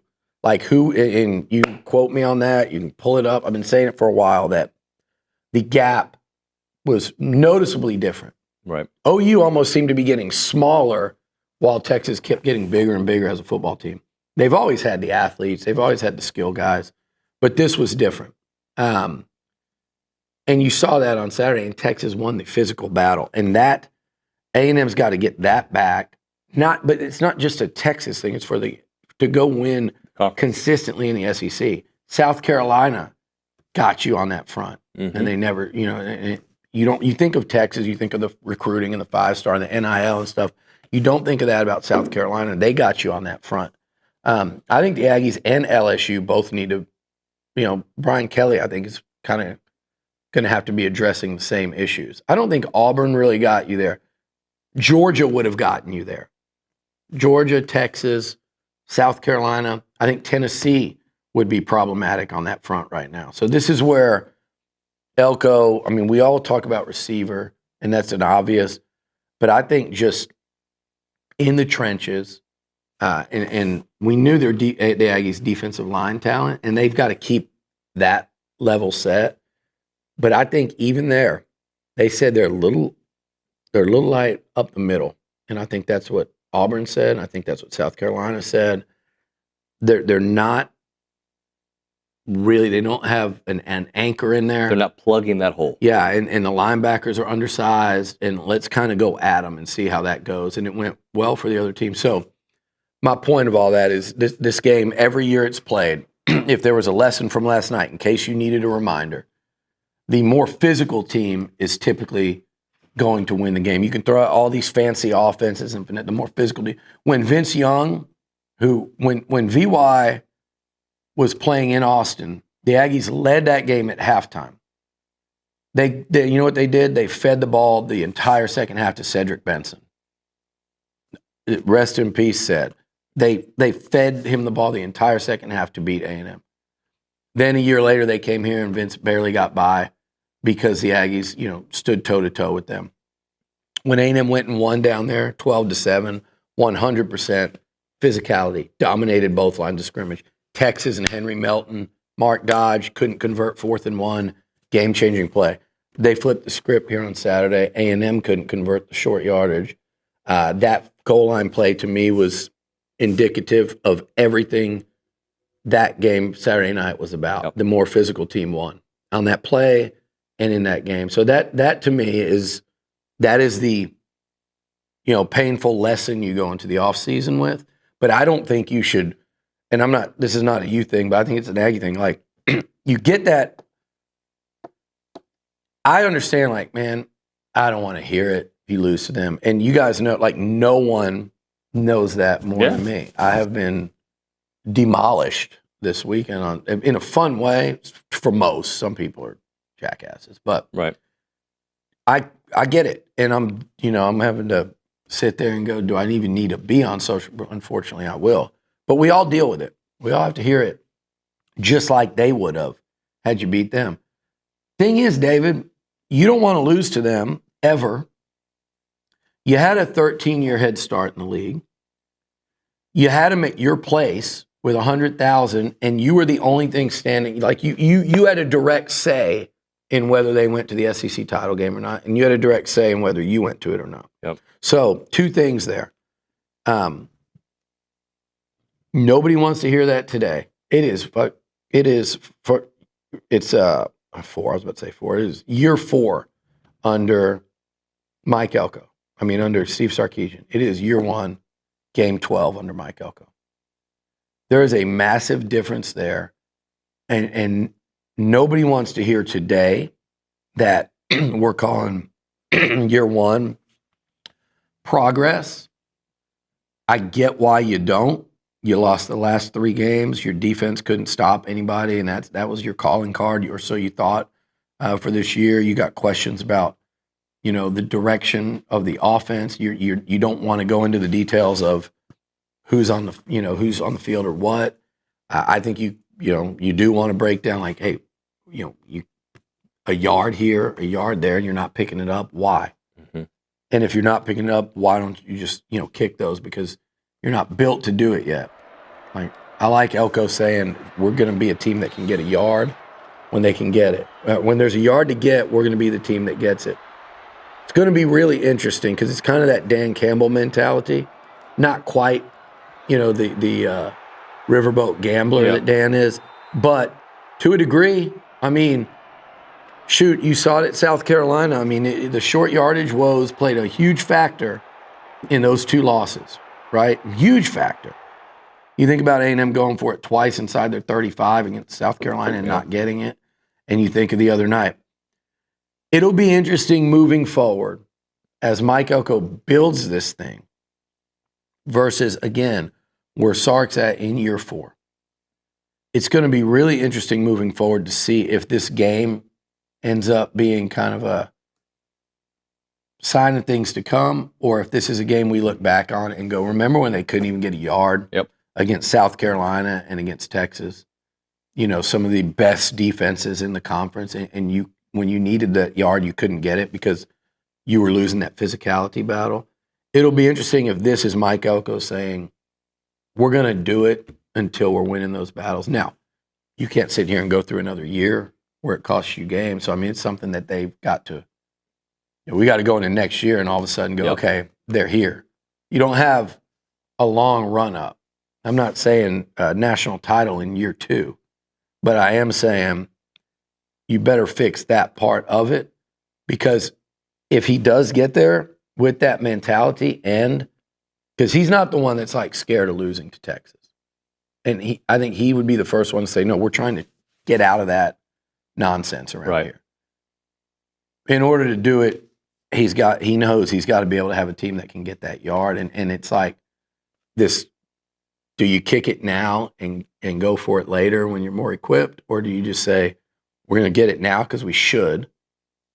And then turns out you didn't. You weren't good enough to get it. But one day, meaning like tomorrow, you better be ready to do that. All right, more with Billy on the other side. Right now, a moment for Caldwell Country Chevrolet, Highway 21 in Caldwell, online, CaldwellCountryChevrolet.com. Great selection of commercial vehicles with service body trucks, flatbed trucks, and several medium-duty trucks for those heavier jobs.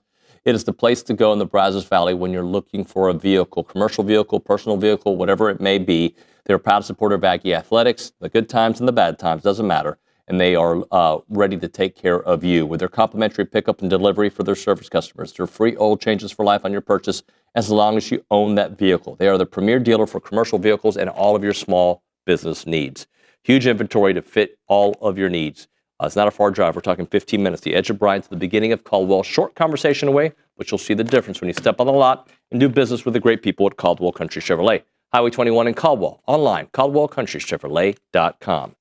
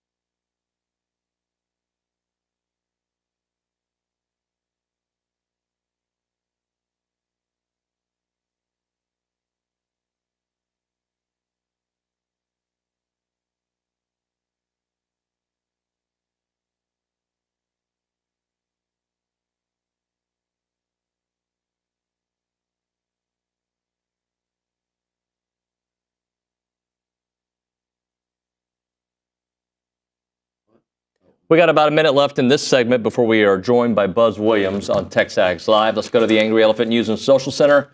Galita Gardner. Read us a text or two to get us through this minute. Yeah, we have a text that says, on October 31st, this season felt similar to the 1998 season, and on December 2nd, it feels like every other season over the past 10 years.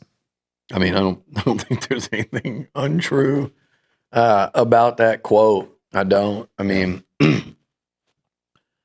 look, you look at first-year coaches, and this is very similar to Jimbo's first season in a lot of ways. The difference is you beat LSU at the end, you lost to Texas. That Texas team is a lot better than the LSU team. This Texas team is more like the Clemson team that you lost to earlier in the season. Couple top 10 wins this year. This year it felt different for a lot of it because of that start. But it left a real sour taste. Not just the Texas game, but losing those last three. And I was corrected on the site, and I forget if someone sent it to me, but if they would have beaten Auburn, they would have been in. And I was unaware of that because just in the fog of it all. So that one hurts to me more than any of them in hindsight. Coming back with Buzz Williams and, of course, more football talk. TexAgs Live.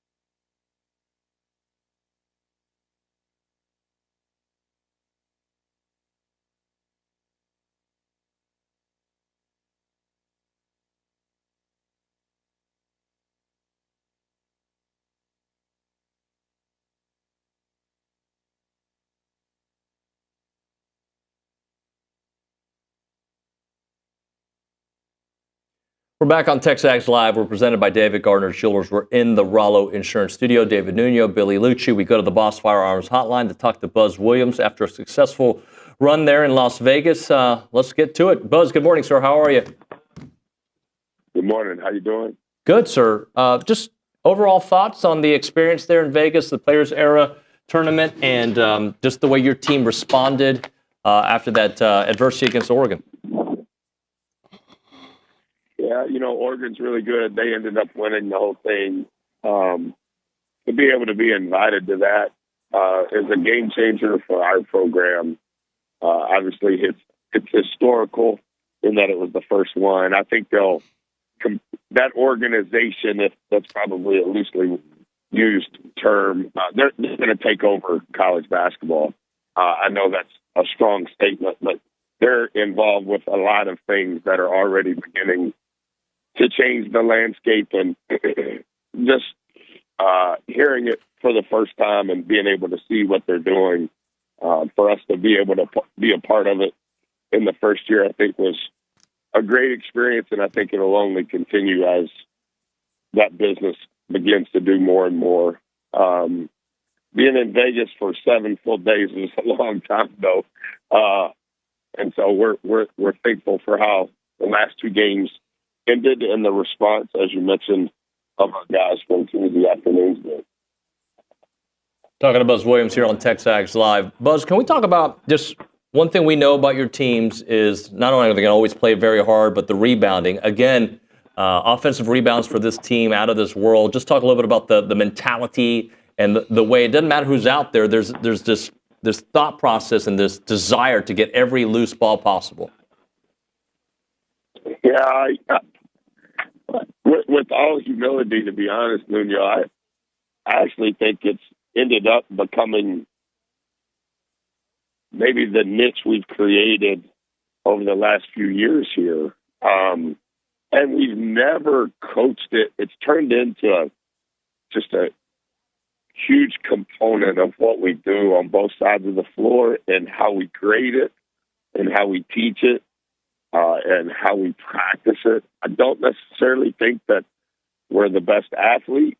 I don't even necessarily think that we're creating something brand new. That's not what I mean at all. It has just become a prevailing thing in that this happens more in a game from a volume standpoint than anything else other than made baskets.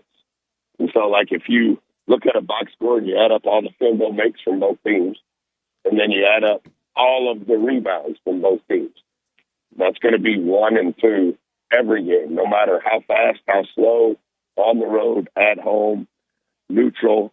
And just think with each year, with each month, and you can even feel it with the schedule we played already in the first month. It's just, hey, guys, we have to do this. Otherwise, it's not going to be a game. And to the credit of our guys, they have responded. The coaches have been incredible in how they teach it and how they coach it. And our guys have continued to receive it. We give them a report card, all 5 guys. Every possession has responsibilities. It's very cut and dried on what they're supposed to do. They can teach a class on it. And it's just become part of the fabric of what we do. And it's the last thing that we do before we go on the court or shoot around. 2 days before, we're going to do this part of rebounding. 1 day before, we're going to do this part of rebounding. And then the day of, Nuño's the only thing we watch are rebounding clips. And they know what we're going to show. They know what we're going to say as it relates to us, as it relates to the opponent. And it's become a staple in our program, and in my opinion, without it, we're probably not in the position that we're in. Buzz, fun following this Vegas deal. I thought, I can't believe you didn't come out there. There for 7 days, and you can't make an appearance nor send anybody. Trust me. Trust me. Come out there for a day. Hey, you're right. You're right. And I will be in Nashville, and I will be at wherever the postseason takes us. you need to do a better job of scheduling tournaments around my work schedule. We're playing 7 days in Vegas. I know. We play top 20 teams, and I know you have more important things to do. Whoa. Honestly, I thought somebody from TexAgs would at least be there for a game. I agree with that. I sent my Stark Roop contingent to I was very disappointed that we couldn't go, but that's where we're trying to replace Logan over here is what we're doing, because that's where he would be. But football's over till the bowl game, and I'm looking forward to Tuesday night in Wake Forest. We'll talk about that in a minute. But I heard they had a time out there, and yeah, I mean, next year we'll have to make this happen somehow. I can work remote. Here's the deal.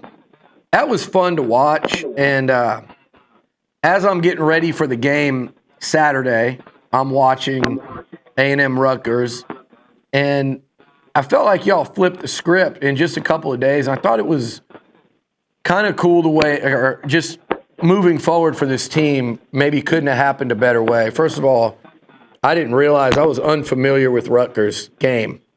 Watching them and some of those young players, they were really good. But to kind of give up that big lead against Oregon after similar thing happening, in the season opener, for you guys to fall behind, there in the second half like that, and then to fight back, how important was that for your team moving forward, just in these next few weeks, just the mentality of it all? Because every team's new, every team's different. And you guys, I thought, really flipped the script in that one to make this a real successful trip. Yeah, those two kids from Rutgers are both lottery picks. Yeah. In 6 months, and not they're high lottery picks. And I've never coached in the NBA, but they are incredibly talented. Those two guys shot 40 balls in our game, and going into our game, they had been shooting 53 balls between the two of them. So they are ultra talented. With 2 minutes to play, it's a tie ball game against Oregon. A little bit over 2 minutes, I think, maybe 2.5 minutes. It's a tie ball game, and then against Creighton with a minute left, they're up one, and then even Saturday against Rutgers with 3 minutes left, it's a 1-point game. And I think a lot of it, Liucci, has to do with the schedule that we've played thus far. Mm-hmm. And to your point, nothing's going to be any different on Tuesday. Nothing's going to be any different this Saturday. Nothing's going to be different the following Saturday. And I don't know if that's the right thing. I don't. And I think the numbers in the net, they constantly morph and they constantly change as teams, we don't want to lose to Central Florida. Yeah. And we don't want to lose to Oregon. But Oregon winning the tournament, I think over time potentially helps us depending upon how they do. And I think it's just been our decision on, I don't know if it's the right play, but it's similar to rebounding. Should rebounding be such just overwhelming within our program? Well, I think it's the only chance we have. And I think from a scheduling standpoint, to not play as many home games as any team in the league and to play the schedule that we're playing, is that right? Because you are going to lose some of those games. Mm-hmm. I just think relative to how you are admitted or chosen or sent an invitation to play in the NCAA tournament, we want to take as much of the guesswork out of it. To play on the road against the Big 12 team to start the season, is that smart? Well, it hasn't happened. They haven't played a road game from Texas A&M in the last 25 years. But I've never played a road game as a head coach to start the season. So, you kind of have to, go all in on, this is what we're going to do to at least hopefully give ourselves some margin. Now, what happens is you begin to have very raw conversations at a very early point in time of the year, because of the schedule that you're playing. You got to hurry up and get to it. Like we're walking off the court after Rutgers, and Henry goes, "Coach, we've never played. We call it Monarch. We've never played that much Monarch." I said, "Henry, we haven't played that much Monarch in any month since you've lived here." I said, "I told you guys last night we were going to have to," and it forces you, the schedule, being in Vegas for 7 days. It forces you to have to hurry up and grow up. And we do have a mature team, and we do have an experienced team. But this grown-up team and this experienced team has never played this schedule.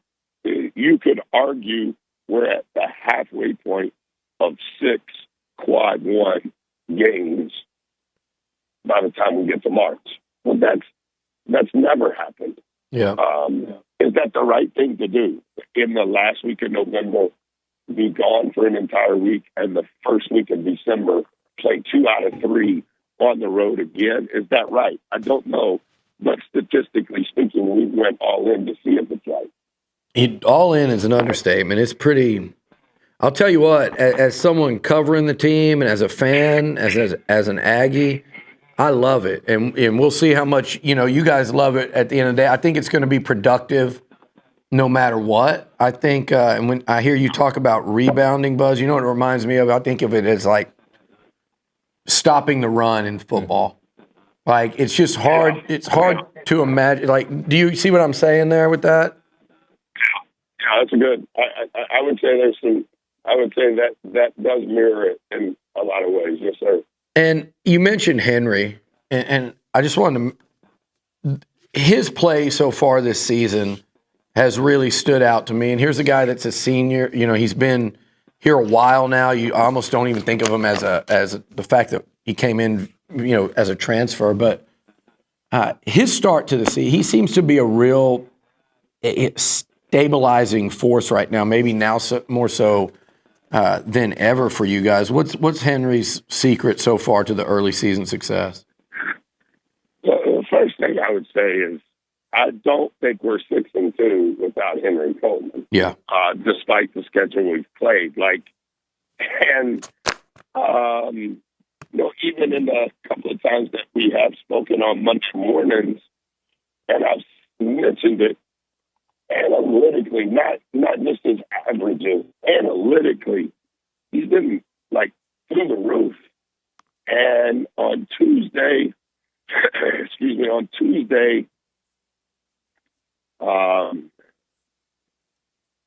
we were okay in some ways, but we were never completely connected on both ends of the floor the way we had to be in order to have a chance to beat a team that's really important to Phil Knight.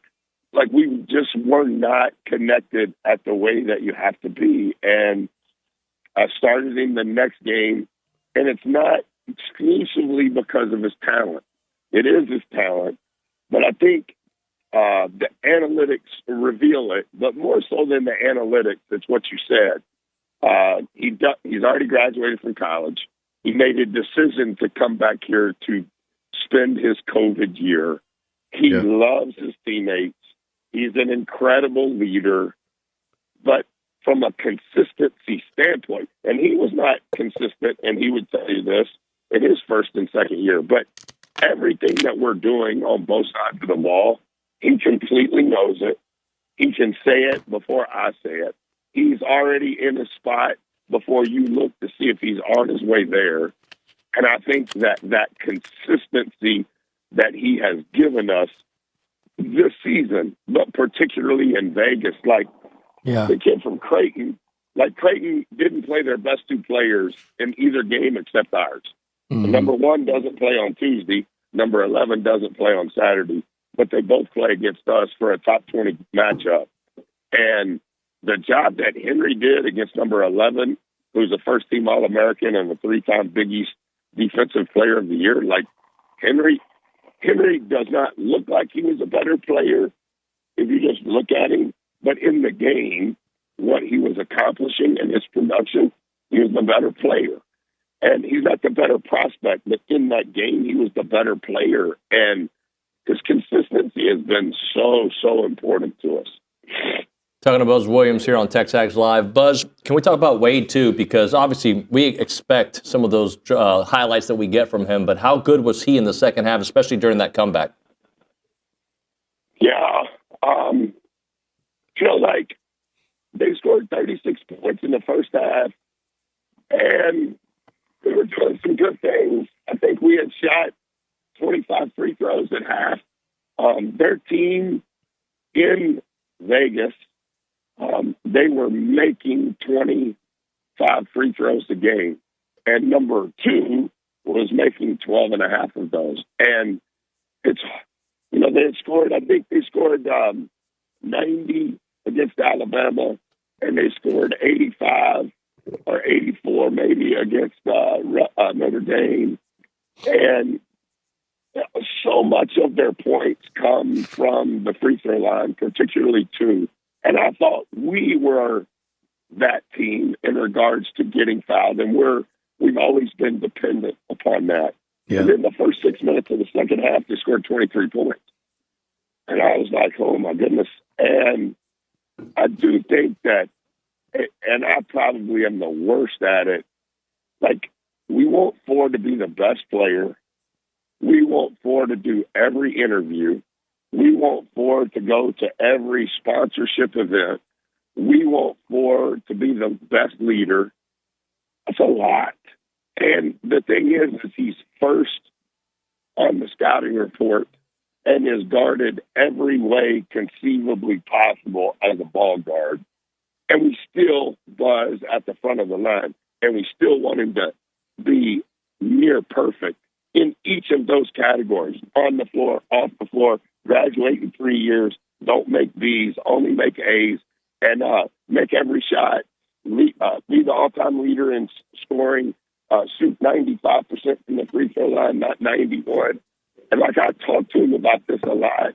Like, I'm sorry you're in this spot, and a lot of it is good, but it's kind of like it's the price you pay for living your dreams, Yeah. And like, you have to absorb that. And to his credit now, he absorbs it better than any player I've ever seen in regards to the expectation level that he has. And then it's almost like you grade how good he is. Like, oh man, I was all right. That was just an A-. And I'm like, an A-, you know what I mean? You know how hard it is to get an A? And we're like, man, it's okay. We want A+ every time. And I'm like, I'm the worst at that. And I'm very transparent with him about that. Like, man, if Ford doesn't play the way Ford played in the second half, I mean, I thought Mo was really good. I thought Henry was great. I didn't think Zoo was very good at all the last 2 games, but he's so good defensively. But Ford's offense really, really changed this in the second half. And I thought Solo's defense in the second half, and if Solo doesn't get hurt at the beginning of the game against Oregon, I think it might have been a little different. Yep. Because he has such a presence defensively for us. I mean, the last 2 defensive possessions, you can argue, were just as important as what Ford was doing for us offensively throughout the second half. Buzz, I want to talk about what's next. You got a couple of I know some Aggies are aware of this, but not only an AC. So first of all, wait. First of all, I want to say you guys are 2-1 against the Big Ten already this year. Yeah. And you lost to a team in Eugene, Oregon. You beat a team from the heart of Big Ten country, a blue blood in Columbus, Ohio. And you've got another one in Purdue upcoming. And then you beat a team from New Jersey in Rutgers. How do you feel about this conference stuff? Do you think of it a little differently in basketball? Do you hate it in football? Like, how do you feel about this whole realignment thing? To me, it drives me crazy, maybe more so in football than everything else. And I think that's probably because of the longer non-conference season in basketball and the tournament. But gosh, the fact that teams in the same conference are spreading from Eugene across the Midwest to Oregon is pretty insane. and it'll be interesting. You know, like you and I, because of our ages, we're more ingrained in regards to, you know, however you want to say it, the old Southwest Conference or the original Big 8 or the original Pac-8 before it became the Pac-12. You know, like our kids on our team, they're younger, but also it's not as ingrained because changes has been happening since they've been in high school. And I'm curious, and my career will be over by the time it all settles down, but, you know, like my sons are in essence the same age as our players. And, you know, like I like listening to our players talk at times, and that doesn't happen when I'm in the room where everybody feels like they can be themselves. But I hear it a lot from my sons, you know, like they don't think of Oregon, oh, look, they're in the Big Ten. Why are they in the Big Ten? And why is Oregon leaving Eugene and playing in Piscataway against Rutgers? And I'm like, no, Rutgers ain't in the Big Ten either, man. You know, but like in their brain, it's like, yeah. And I think it's going to continue to morph. That's my opinion. You probably know more about that than I do. But like 5 years from now, I think it's going to be an even more different model than it is now. And so I think I paid attention to a lot of this early in my tenure here when things were beginning to just completely change to something that's never been done before. And what I've found over the last year or two, Liucci, is I've quit paying attention to it. I quit looking at the internet. I quit looking at social media because it just keeps my brain so chaotic. And I think what I have to do, especially when I'm with our staff and especially when I'm with our team, I have to have original thoughts and I have to have energy for that moment because I think they're engulfed in all of the things that are constantly swirling around.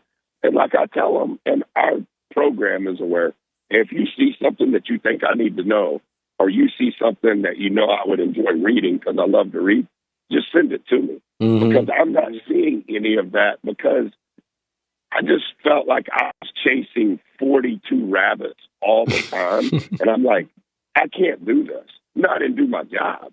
And I'm not even saying I can do my job.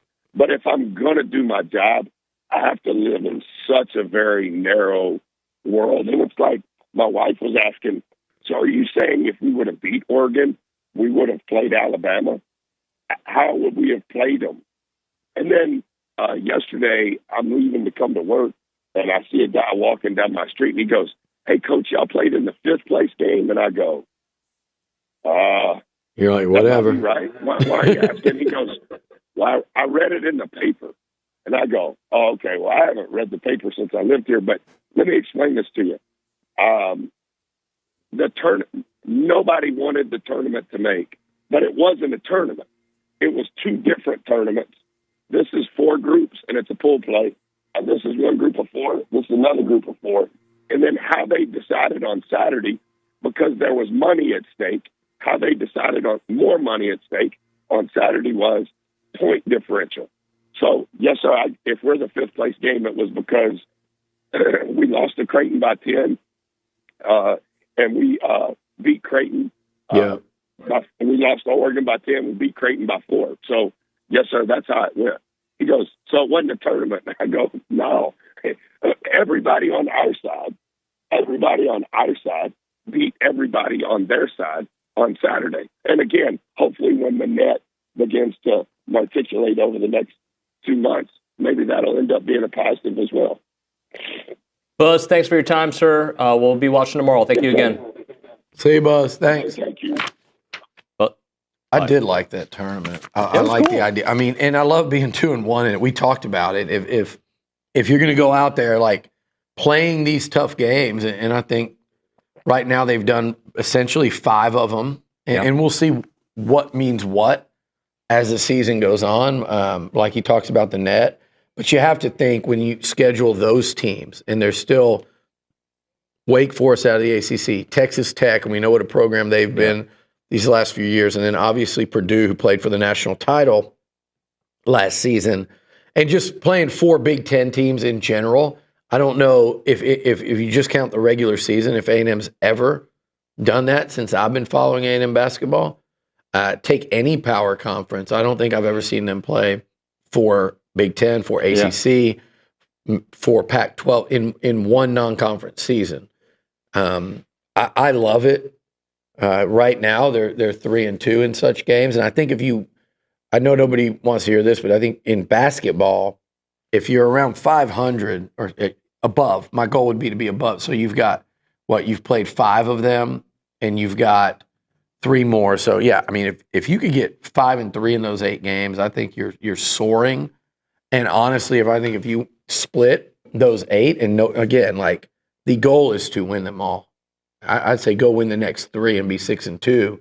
See where you end up. See where you rank. See how that helps you. But honestly, like for your resume, Nuño, if this team is 500 in those 8 games, especially if they can get 2 out of these next 3 and be 5-3, man, that is a strong non-conference resume for this program. What a different vibe today as opposed to right after the Oregon game, right? Like it just, and that's why it's a season. Let's let it play out. In this sport, and look, we saw it in football. You're 7-1 and 5-0, and you got to finish it. They're still going to have to win a certain amount of games in SEC play to get there and to have the seed they want. But in college basketball, you can never freak too much about any one game, even these no-name non-conference teams that come. Like A&M ended up blowing the doors off of Southern, but if they would have come in and won, it would have been a disaster. But it wouldn't have, like, there's a chance at the end of the road that keeps you out of the tournament. But if you're a good basketball team and you truly are good, the odds are you'll overcome that. Yeah. We'll hit a break here. Right now, Heritage Films. The website is yourheritagefilm.com. With the holidays coming, you should consider getting your family a documentary done about the family name, the family history, all the things that make your family so unique and yours, right? That's what Chance McClain does with Heritage Films. He'll do a story, 2-hour documentary where he's going to come with his camera crew, light it up, edit it, and about 8 weeks later, you're going to have yourself a 2-hour Netflix-style documentary. You can do it for many different occasions. It doesn't have to just be about your family. It can be about your family business. It can be about your family ranch. It can be about your buddies that get together and go to tailgating. It can be about great events in your family. And you can also do a year flicks, which is a shorter option Q&A video for the younger kids in the family. The website is yourheritagefilm.com. Yourheritagefilm.com, 713-893-8341, 713-893-8341.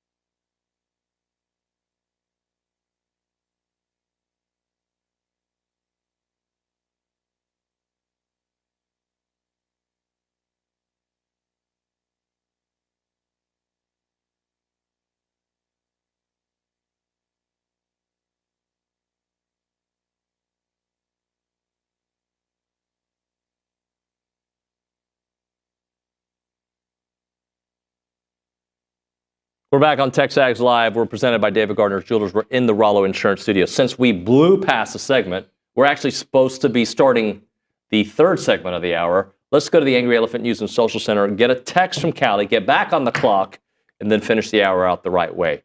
What do you have for us, Calita? We have a text that says Sark was 5-7. It took him a couple years to get his type of players. Elko needs to continue to build his and our program. 8-4 is not bad, but losing the last 3 SEC games is similar to someone. So, Billy, there's different types of fans, right? Some don't want to look at year one. They don't care. It's a results business, and I don't care if it's year one. And there's others like, look, it sucks, but I see where we're going.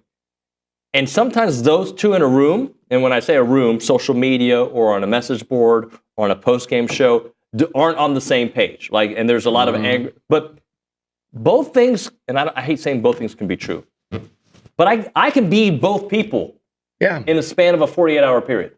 Well, I think everything about this season has been really tough to analyze and break down, because even as they're winning, to get to 7-1, you knew that Notre Dame was going to have real staying power.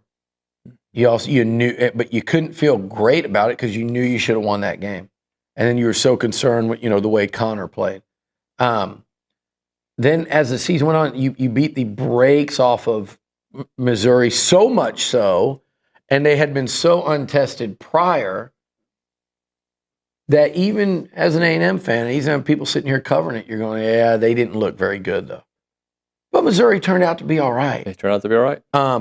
And to beat them like that, so it's like, were they one of the 10 best teams in the country? No, but you beat a top 10 team at home, and you looked really good in doing it. But even then, if you looked at that end of the season schedule and you were being realistic, no, you wouldn't look at that and go, I'll be okay with 0-3. Hell no. I wanted to see A&M go 2-1 in those last 3, and had they done that, they'd be in Atlanta. I think in any form or fashion, right? But you knew individually each of those games were going to be very difficult, because you knew not that the Aggies were playing with house money, but you knew that they really weren't that much better than Arkansas. You knew that Missouri wasn't elite. You knew that game against LSU, it did have a lot to do with the change up at quarterback. Now, I thought they leaned into too many excuses, and I thought the Aggie defense was dominant, and I thought Le'Veon Moss and Amari both imposed their will against that defense later in the game too. So I thought there was way too much. LSU was trying to excuse it just as that. As we saw, they clearly had other issues that led to them losing that game. But you watched this season up until South Carolina, and you knew A&M was still part of a pack. They had just continued to figure out ways to win, and they had showed so much toughness and grit, and just they were embracing that grind of these football games and winning ugly, putting it all together for a game, for a hat, but they were just figuring it out, which was really impressive to me in year one of a head coach, when they weren't taking the field with an overwhelming talent edge against these teams. So they couldn't survive an off Saturday. They weren't good enough to survive an off Saturday, just like Alabama wasn't, just like even Ole Miss wasn't, Tennessee wasn't. You knew that off Saturday was going to come. And for it to come on the road against South Carolina, who is now quite possibly a playoff team, to me, when that happened, I said, well, there it was. Yeah. There was that off Saturday. I was hoping it wasn't going to happen, but it got us, and there it was. What you didn't think is that they weren't going to get it back after that game. And look, there was, 4 overtimes against Auburn. There's a million ways that game goes differently. My thing I cling to, those don't start the game down 21-0. And then Texas, they just, two things. They ran into a better team, and we said all week they would have to play really poised, really mistake-free football, take advantage of chances, and they didn't begin doing that until the very late stages. That wasn't going to be good enough to win. So I see where you're torn on the season. 7-1, 5-0 in the SEC to 0-3. but you've got to look at it. You can look at it through the lens of a missed opportunity. And I will say, man, the SEC gods or the football gods kept handing A&M these opportunities. And it wasn't easy opportunities. Yeah. I mean, Bama losing and Ole Miss losing handed you another chance at it against Texas. Auburn, the way that game went, you went and earned it, but you had opportunities to win it when it never looked like you were going to. Against Texas, just in that game alone, within that game, after you were handed that chance to play for an SEC title, you created your own opportunities. Texas fans don't want to acknowledge that. Yeah, A&M forced a fumble against Quinn. They tipped a ball that went for a pick six against. They blocked a punt. They created every one of those opportunities by playing great defense in opportune moments and great special teams. But then you couldn't finish it. You couldn't capitalize. So I think in a way, it kind of caught up to this team, and you were hoping it didn't. And it certainly changes the feel of it for sure. I mean, obviously, but I mean, even 8-4s look different, right? Yeah, they do. If you'd have done 8-4 where you started 0-3 in the SEC and won your last 5 and beat Texas, it looks and feels a lot different. But so I get where it's like the enthusiasm and the excitement and the optimism has been squelched out of it some, and I do agree with that. I think it raises questions that had you even won one of these last 2 and been playing in Atlanta, you probably don't have, but it's still the same. Like say this. Stick with me on this, guys, because it is. You want to beat Texas every time you tip off the ball, kick it off, throw the first pitch, like every time, 100 out of 100. And I think this athletic department, people come in here and they go, "Oh, you're too worried about Texas." I've seen coaches come in. My ass, man. If you work here, if you're employed here, if you compete here, if you're an athlete here, and you don't have a burning desire to beat the hell out of anything in burnt orange, knowing that you're not always going to do that, because let's state facts, okay? Yep. They're an elite athletic department. They generally always have been across the board in sports, and they're back to being a top 5 football program. So it's never, you always are going to have to go earn it, whether it's volleyball, soccer, football, tennis, I don't care. But if you compete here and you shy away from that and you think there's too much made of it, then maybe this isn't the place for you, because that is your arch rival. That is like Michigan, Ohio State. It is like Auburn, Alabama. And you can do both. You can understand that that is not the be-all, end-all of your season, any season. Because had A&M beaten Auburn and South Carolina, guess what? You're not playing Texas this weekend. You're playing Georgia. Because I think Georgia wins that tiebreak. You're playing Georgia. You're not playing the Longhorns. So, but for that week, it is all Texas, and you need to go out and put a target on their back and make that game. I do think it's bigger than just one game, and I think it should be. But the reality is, had you beaten Auburn, and that's just one play, pick a play. Pick any of 15 plays in that game. Had you beaten them with one play, you're playing Texas for the SEC title this weekend, and everyone's excited about it, and everyone's looking for revenge, and you're going to Atlanta, and I know it would be a million times more fun, and it would change the entire way the season's looked at. But every question you're asking yourself today about, what's next year going to look like? How do we get there as a program? What does NIL look like? What does the portal look like? All these questions, they didn't all go away because you made one more play against Auburn. It's just the way the season was viewed, and the result, to me, obviously, it would be completely different. It changes the way it looks and feels, but it doesn't change like what you can or can't accomplish in 2025 and beyond under Mike Elko. All right, we'll hit a break. We'll come back with 2 final segments. This next one will have to be the short one. Unless you go and beat Texas that next weekend, then it changes everything. We're talking about Rollo Insurance. The difference is real. 888-44-ROLLO, or go to rolloinsurance.com/TexAgs. That's the place to go for your insurance needs. They've been taking care of me since I moved back to College Station, but you can live anywhere, right? They got 60 offices in the great state of Texas. They are fantastic at what they do. They can take care of your home insurance, your car insurance, any of your insurances, and they will take care of you. And if we talk about entrepreneurship, everyone loves the idea of leaving the corporate rat race, but fewer discover the pathway to making an objective a reality. If you're contemplating a career option with the insurance industry, let Rollo Insurance Group be the one that takes care of you. Call Keith Lane up, longtime friend of the show, and the Chief Strategy and Talent Officer at Rollo Insurance. Go to rolloinsurance.com/TexAgs and listen to what Keith has to say by going to the Professional Resources tab and start a confidential conversation today. rolloinsurance.com/TexAgs.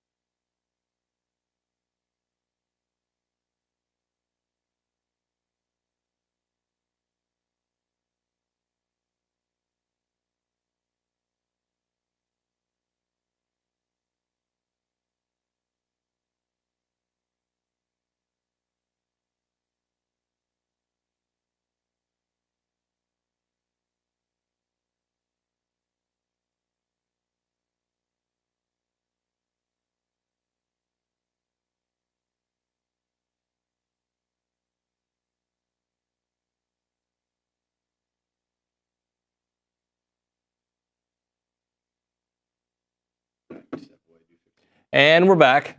TexAgs Live, presented by David Gardner's Jewelers, Rollo Insurance Studio. All right, so typically we're breaking for the final segment of the show, but we're not going to do that yet. No, sorry, Louie. We're going to go to the Angry Elephant News and Social Center. Callie Gardner, one more for us to give us a good talking point. Yeah, we have a text that Good says, but short talking point. Okay.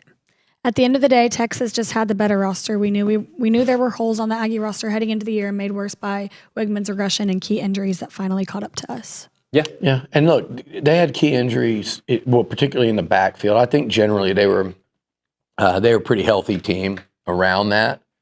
But the backfield injuries they did deal with. And look, they also lost their, I wouldn't say you might say their best offensive player, but highest drafted offensive player on the second possession of the game, in Kelvin Banks. So, the injury to Moss really changed. Absolutely. Everyone's going on and talking about, Colin Klein and the offense, and I did not like the goal line, the fourth down play call, and I didn't like. I saw so much creativity from him down there earlier. Throughout, honestly, most of the season. You look at the 2-point conversion that didn't work against Auburn was a terrific play. You think of that touchdown call to Trey Watson against Arkansas to win the game there. I was saying it earlier in the year, but you also look at how many times Le'Veon Moss could get that yard. Yep. The combination of not having him and also playing defenses like South Carolina and Texas factored in there. That aside, they were finding out ways to score points and move the ball and produce yards really throughout most of the season. But I just, that game,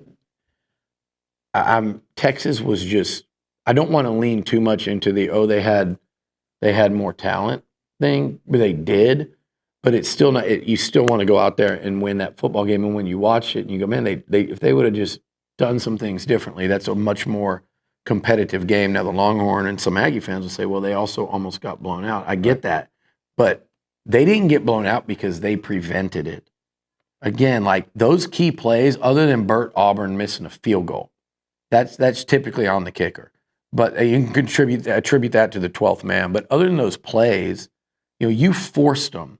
So if you could have avoided the mistakes, made one or two more plays, that game at least is very interesting at the end, and you let the 12th man actually become a factor. Milliken Reserve Farm, find the farm-to-table community in College Station. Homes, trails, farms, wide open spaces with a mission to build a healthy community around nature. 2,600 acres of open space. They've got 30 miles of trails. They've got homes. They're just a great place to go visit or a great place to go live. If you're looking for a place to live in the Brazos Valley, check out Milliken Reserve. Awesome neighborhoods there. But if you just want to go hang out in nature, that's the place to go. Hiking, biking, canoeing, you name it. They're committed to maintaining and restoring that natural habitat. You'll love it when you go there. MillikenReserve.com is the website, MillikenReserve.com.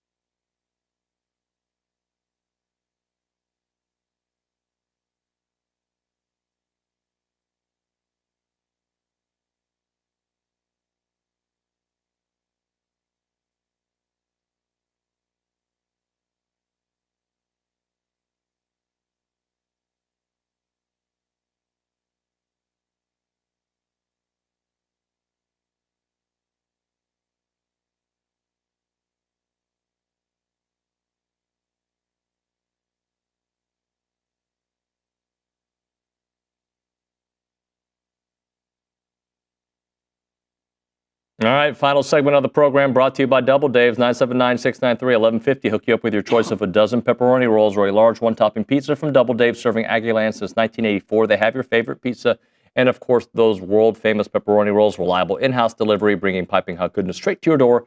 Just click on doubledaves.com and your favorites are on their way. As a reminder, they're not open on Mondays. All right, Billy, we've got exactly 44 seconds left on the program. So to sum up today. Go a little longer. What you got after this? I got the manager's meeting. I got lunch at 11:30. Get a few more minutes in. Okay. So it's up to you. You want Nick to turn off? You and I just didn't get to talk. Well, let's talk. Nick, turn off the Brian Broadcasting. Thank you, Brian Broadcasting. Yeah, you guys Thank you, TexAgs Radio. And then it hasn't been TexAgs Radio in a while, buddy. Oh, I'm sorry. TexAgs Live. Thank you. TexAgs Live. Thank you very much. Sorry. If you guys my bad. 13 years, and how could I? How can you forget? You think I'm gonna? All right. I will. I do always call it TexAgs Radio. For ABC 13, I'm David Nuño. We'll see you next time. I'm kidding. So Maroon and White Report. Billy Liucci. Hey. So let's sum it up though. Only some remember that. That was day one, right? Yeah. Summing it up, where we are, where we're going. They have a lot of work to do portal-wise, but we do have signing day just, 48 hours away. Yeah. And it could be a really good signing day for A&M. No, and I'm not sure, now that I think, but, tomorrow, probably Bronny and I should come in for a segment, or I don't know the schedule, but maybe clear the books for at least a couple segments to talk about because I know typically he comes on Wednesday, but let's get some radio time tomorrow to talk about what to expect on signing day. I think it's getting pretty damn interesting pretty quickly. Yep. And I think we could have some interesting news even today. So sit tight there. This class is really starting to look good. The 26 class, like the finish for 25 could probably shock some folks around the SEC and around the country. The 26 class, we know, is off to a sensational start. And the portal is what I'm personally most excited about. And I said this earlier, David, and that opens the 9th. Look, first and foremost, this is the thing, and this is where I think Coach Elko will thrive. And I don't think I will be as honest as I can without being insulting to anyone. I will be as honest as I can to explain what losses you should be worried about versus which ones you shouldn't. And that won't be 100%, but I think it'd be pretty damn accurate. I think, I'll tell you when I think keeping someone that sometimes some people go, oh, it's okay, yeah, I kind of expect. No, that's a big deal. Here's why. I would have said that about Amari Daniels last year. I mean, look, I know they lost those games, but he dropped the pass against Auburn there, but that dude, it was huge did for us. Everything he could, and I don't know what you would have done with the running game without him. And the running game was okay against South Carolina, and it was pretty good against Auburn. And it just, there are guys that you keep. There are guys in the portal like Cassius Howell or Majay Reed-Adams that you don't sit there and throw a big party for when you sign them that end up being pretty good contributors on your football team. Trey Watson was one. B.J. Mays was one. There'll be a lot of those. But I just think with a longer build-up and wind-up for this staff, not only just to be on the same page with each other, but just to have more communication with, all the figures that are involved in the portal. And everybody says, oh, it's tampering. These connections to players around the country that take their time and go reach out to every school, not just A&M, but just to be in the portal business for an entire cycle versus less than a month. Yep. And it's not only that Elko was involved for less than a month, but he didn't even have a whole staff. That early portal, you almost have very little chance there. Now they've been here the whole time. And I think they did a good job, excellent job actually in the portal last year. I think this time around is where you see, when we look up, you start seeing some pretty damn exciting additions. Whereas last year, I would say the only two that really move the needle with fans, and nationally, were correct me if I'm wrong here, but were Nick Scorton and Des Riggs. Yeah. You ain't got the Big Ten sack leader. You ain't got a former 5-star from Alabama.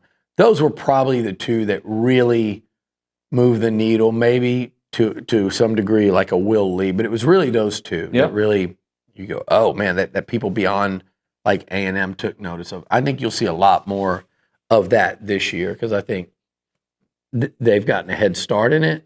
That's what I'm most excited about, and I'm most excited to see which of these guys pass up the NFL.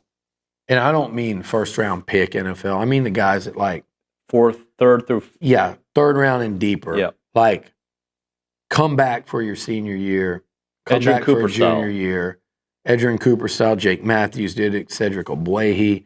There's a lot of examples of guys that came back. I think Jermaine Ifedi did that. That come back and really benefited. And I think there's going to be several Aggie players that A&M's going to want back that are going to be in that boat, and they'll have a tough decision. Do you put your pro career on hold? I think for a few of them, it'll be really wise to do that. And we'll see. We'll see if Mike Elko and NIL can convince them of that. So to me, this is the fun time. It's not fun to not be playing this weekend. It's not fun to have gone these last 3 SEC games, but there's a lot of fun in this because it's going to shape a great deal how we view our excitement level going into next season. And it's going to be what we spend a lot of the offseason talking about. So stay tuned for Wednesday. Bronny and I will talk about that tomorrow. But then that portal's pretty exciting. You're excited about it? Well, I just look at what they did last year in a Give them time. Condensed window. Yeah. Yeah. Absolutely. Tomorrow, you want to do 9:35 or 10:35? I don't care.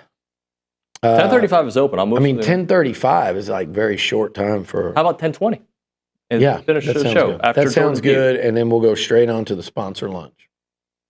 Look at you already thinking about that. I like that. I got to dress up nice. Well, if I don't have to come, well, I'm not gonna. I don't have to come over here, drive home, change. So, we'll make it. Billy Liucci at 10:20 tomorrow. There you go. Hopefully, Bronny can work. Actually, we say all this. I haven't checked. He might be. Well, he won't be on the road on a Tuesday. Okay. I'll check with him after the show. Anything else, or you call it a day? All right, we're done. Thanks so much for watching. See you. Bye.